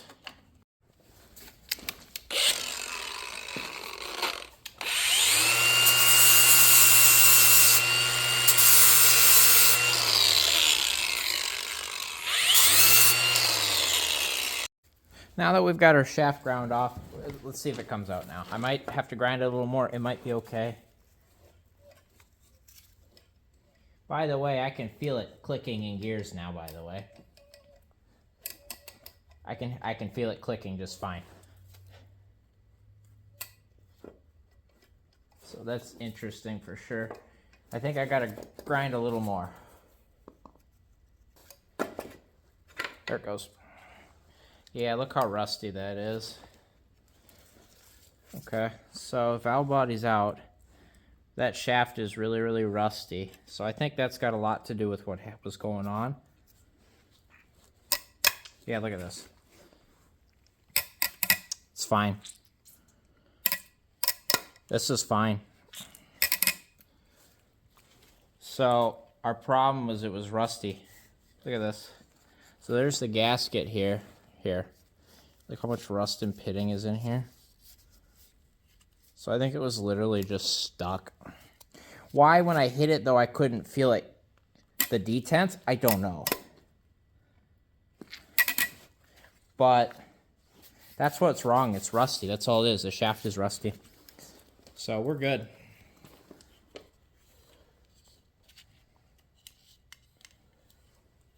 There's definitely some crud in this transmission, though. I see some crud here. Definitely wouldn't hurt to clean that out quick. Yeah, look at that. There's crud. I just found that in there. So we'll clean this all off. Clean off in here, you know, everything we see. I want to figure out how that frickin' parking rod works. But that's for the parking, by the way. That's the parking pile. So we'll figure out how that works, figure out how it goes back in, and how to make it so it's not bent. And then call it a day. If it's not, maybe it's supposed to have a bend to it. I doubt it. I think I bent it. But I think the transmission's okay, guys. Truly, I think it's okay. I think our parking rod is rusty on the valve body. So I need to clean this up with some sandpaper. So I'll bring it in and clean it up. But, yep, I think that's what's wrong. Because it's doing all the shifty things in here. So this is what I think was wrong with it right here. So this right here was causing it to get seized up and it wouldn't let you spin it. I think that's the issue here. Because if you look, we're in park. That's, you know, neutral because it's past reverse. So reverse, neutral, overdrive, drive, second, and one more. Oh, I think that's it. I skipped over second. So no, it'll go one more. If I can get it to roll. Anyway, there, one more first. If you look here. So it's got a guide. And so this guy must click open and shut valves in the valve body clearly because it's a valve body. So, yeah. So it moves all these valves in here. And that is what's going to tell this thing where to put the fluid to do the things. Okay, a little bit of fighting here. So I took this out, I had it back, and we cleaned up the shaft. And I also remember that the parking lever that I bent. I did set it on a table and I smacked it 3 times with a hammer and I got it straight. And I just got it slid back in, so it goes inside of this guy. And so you have to, when you're dropping the valve body in, you have to kind of play around with the shift lever. So I set the shift lever on, and I got it to drop in just now. Look at this. We can shift the transmission. So we have fixed the issue. So as you can see, locks into park. Go to reverse. It's free. Go to neutral. It's free. You know, drive. You get the idea. It's free. Go back to park. Drops into park. It's functioning again. We fixed the issue with this transmission, which was the shift shaft there was rusted solid, it appears. Nothing was broke. It was just rusty. I did find a little bit of debris in one of the passages in the valve body, so we cleaned that out. I think we did pretty good with not getting too much crap in there. The only problem I've got now is, I remember I was hitting on this to get it unseized, to get it through the transmission. Well, I peened this over. Well, we flattened this out, right, so we could slide it up. Problem is we peened the threads. And I believe it's an M10 by 10 thread pitch. I don't have a tap for that, so I'm going to have to go get one. And we'll have to re-tap that for the little top guy for because this is a breather tube. It's a little breather that screws in on top that also holds this in. So we'll have to get him, but that's a problem for later. We can at least reassemble the valve body. I got to get the torque spec for all 18 of those bolts. I got to clean all those bolts off, but we can do that. We can at least kind of bolt the covers on so we don't get contaminants in here. But I think this transmission is going to be okay. That's freaking crazy. So we'll be good to put this transmission in. That engine should be okay after I fix the corrosion. I'm gonna use JB Weld. I'm gonna do it. So we're gonna clean up that as best we can. We're gonna put some JB Weld. It's not like it's sealing the intake. The intake sealing surfaces are okay. It's just sealing the valve covers. So we should be okay to clean this drivetrain up and put it back in, I think. So I do have gaskets coming for all this, so we'll have gaskets coming in. So we're waiting on all of that now. And then once we get... Thing is, do we... Yeah, I want to kind of have it sealed up so when we go to pressure wash it, we don't get fluid in the transmission would be ideal. So because I want to pressure wash this stuff and, you know, clean it. So that would be nice. Should have done that before I tore it apart if I was smart, but I didn't think I was going to be using this, to be fair. I figured this was junk. So apparently it's not. How lovely. Anyway, I'm going to start cleaning up here for the night, I think. I'm going to try reassemble the transmission best I can here, at least get all the covers put back on, etc., etc. Get all the bolts loosely put in so we don't lose them all that are in that mess down there. All that corrosion that we knocked down is kind of what they're sitting in, so that's great. Anyway, we did the hard part. We fixed the transmission, so that's good. Check that one off the list. We have a transmission that, in theory, looks like it's going to work. So that's good news. All right, valve body's reinstalled. All 18 bolts are in. We're good to go.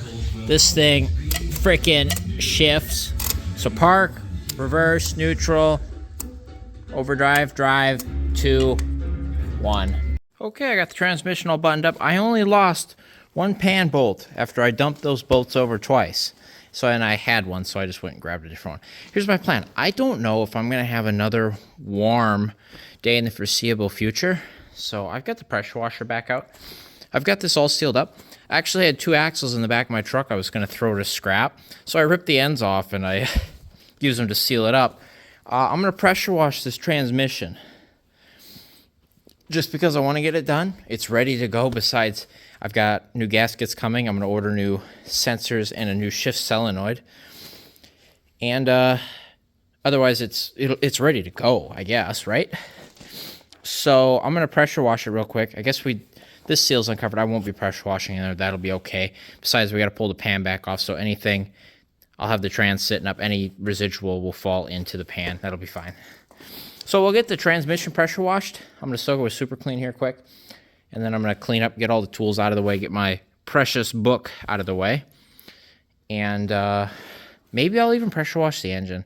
I'm thinking about it. I have, a lower intake I can just throw on there real quick. Probably just grab the one that's going to go on it. I'll throw that on there, put a bolt in it. At least kind of keep water out of it. Because it might be a good idea to try hit this best I can as well. Because I don't know when I'll get the opportunity to again, you know what I mean? So I might as well do it. And then anything we don't get with a pressure washer, I'll clean up when I have it apart. So at the very least, we'll get the transmission cleaned up, pressure washed, and ready to go. Otherwise, good progress. Didn't see that coming today. Did not see. I figured I was going to get the transmission separated, get it, take all the parts off that we needed. No, it turns out it's fine. So that's cool. I have the trans ready before the motor. Nice. Nice. You might keep your original drivetrain yet, you lucky whatever you are. All right, cool. I'm done talking. I'm going to get this thing soaked down. We got super clean right here. Let's soak this bad boy down. There was quite some significant corrosion on the front, but nothing fatal. I can show you that. I'll show you when we're done. But let this eat into that oil for a minute or two here. And then we'll just go to town. Well, there you have it. It's getting steamy in here from the water evaporating. But look at that.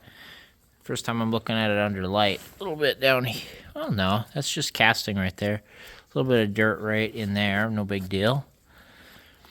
I did realize that obviously we don't have a dipstick, so this was uncovered, but by the way, you can blow through that. So that's where those bugs came from. They made a nest in the dipstick tube. So we're all good there. Everything looks pretty good. Got all the nasty stuff off. Got down here, there was a lot of corrosion in here. We got rid of all that. Looks pretty good. See the pitting here? It's probably the worst of the corrosion right here. But even then, it's not all the way through the casing, so we're okay. Yeah, we're looking pretty good. Nope. I'd say that looks pretty freaking good compared to what it was. Get a couple shiny new sensors and stuff in there. Should look mwah. Anyway, that's the transmission. All cleaned up anyway. Okay, it looks a lot better with a non-rotted intake on it. The problem with this intake is it's got a broken bolt here and a broken bolt there. We'll have to extract, but that's okay. We'll deal with that. That intake otherwise is perfect. It just needs cleaned.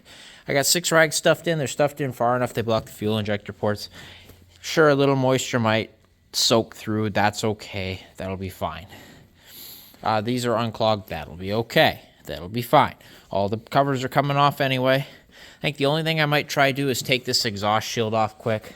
The bolts look like they might actually come out because there's a lot of shit packed behind it. Otherwise, we're all sealed up. We should be able to hit that with a pressure washer. We'll do that. That'll be that. It's cold. It's actually starting to snow. So that'll tell you it's prime pressure washing weather.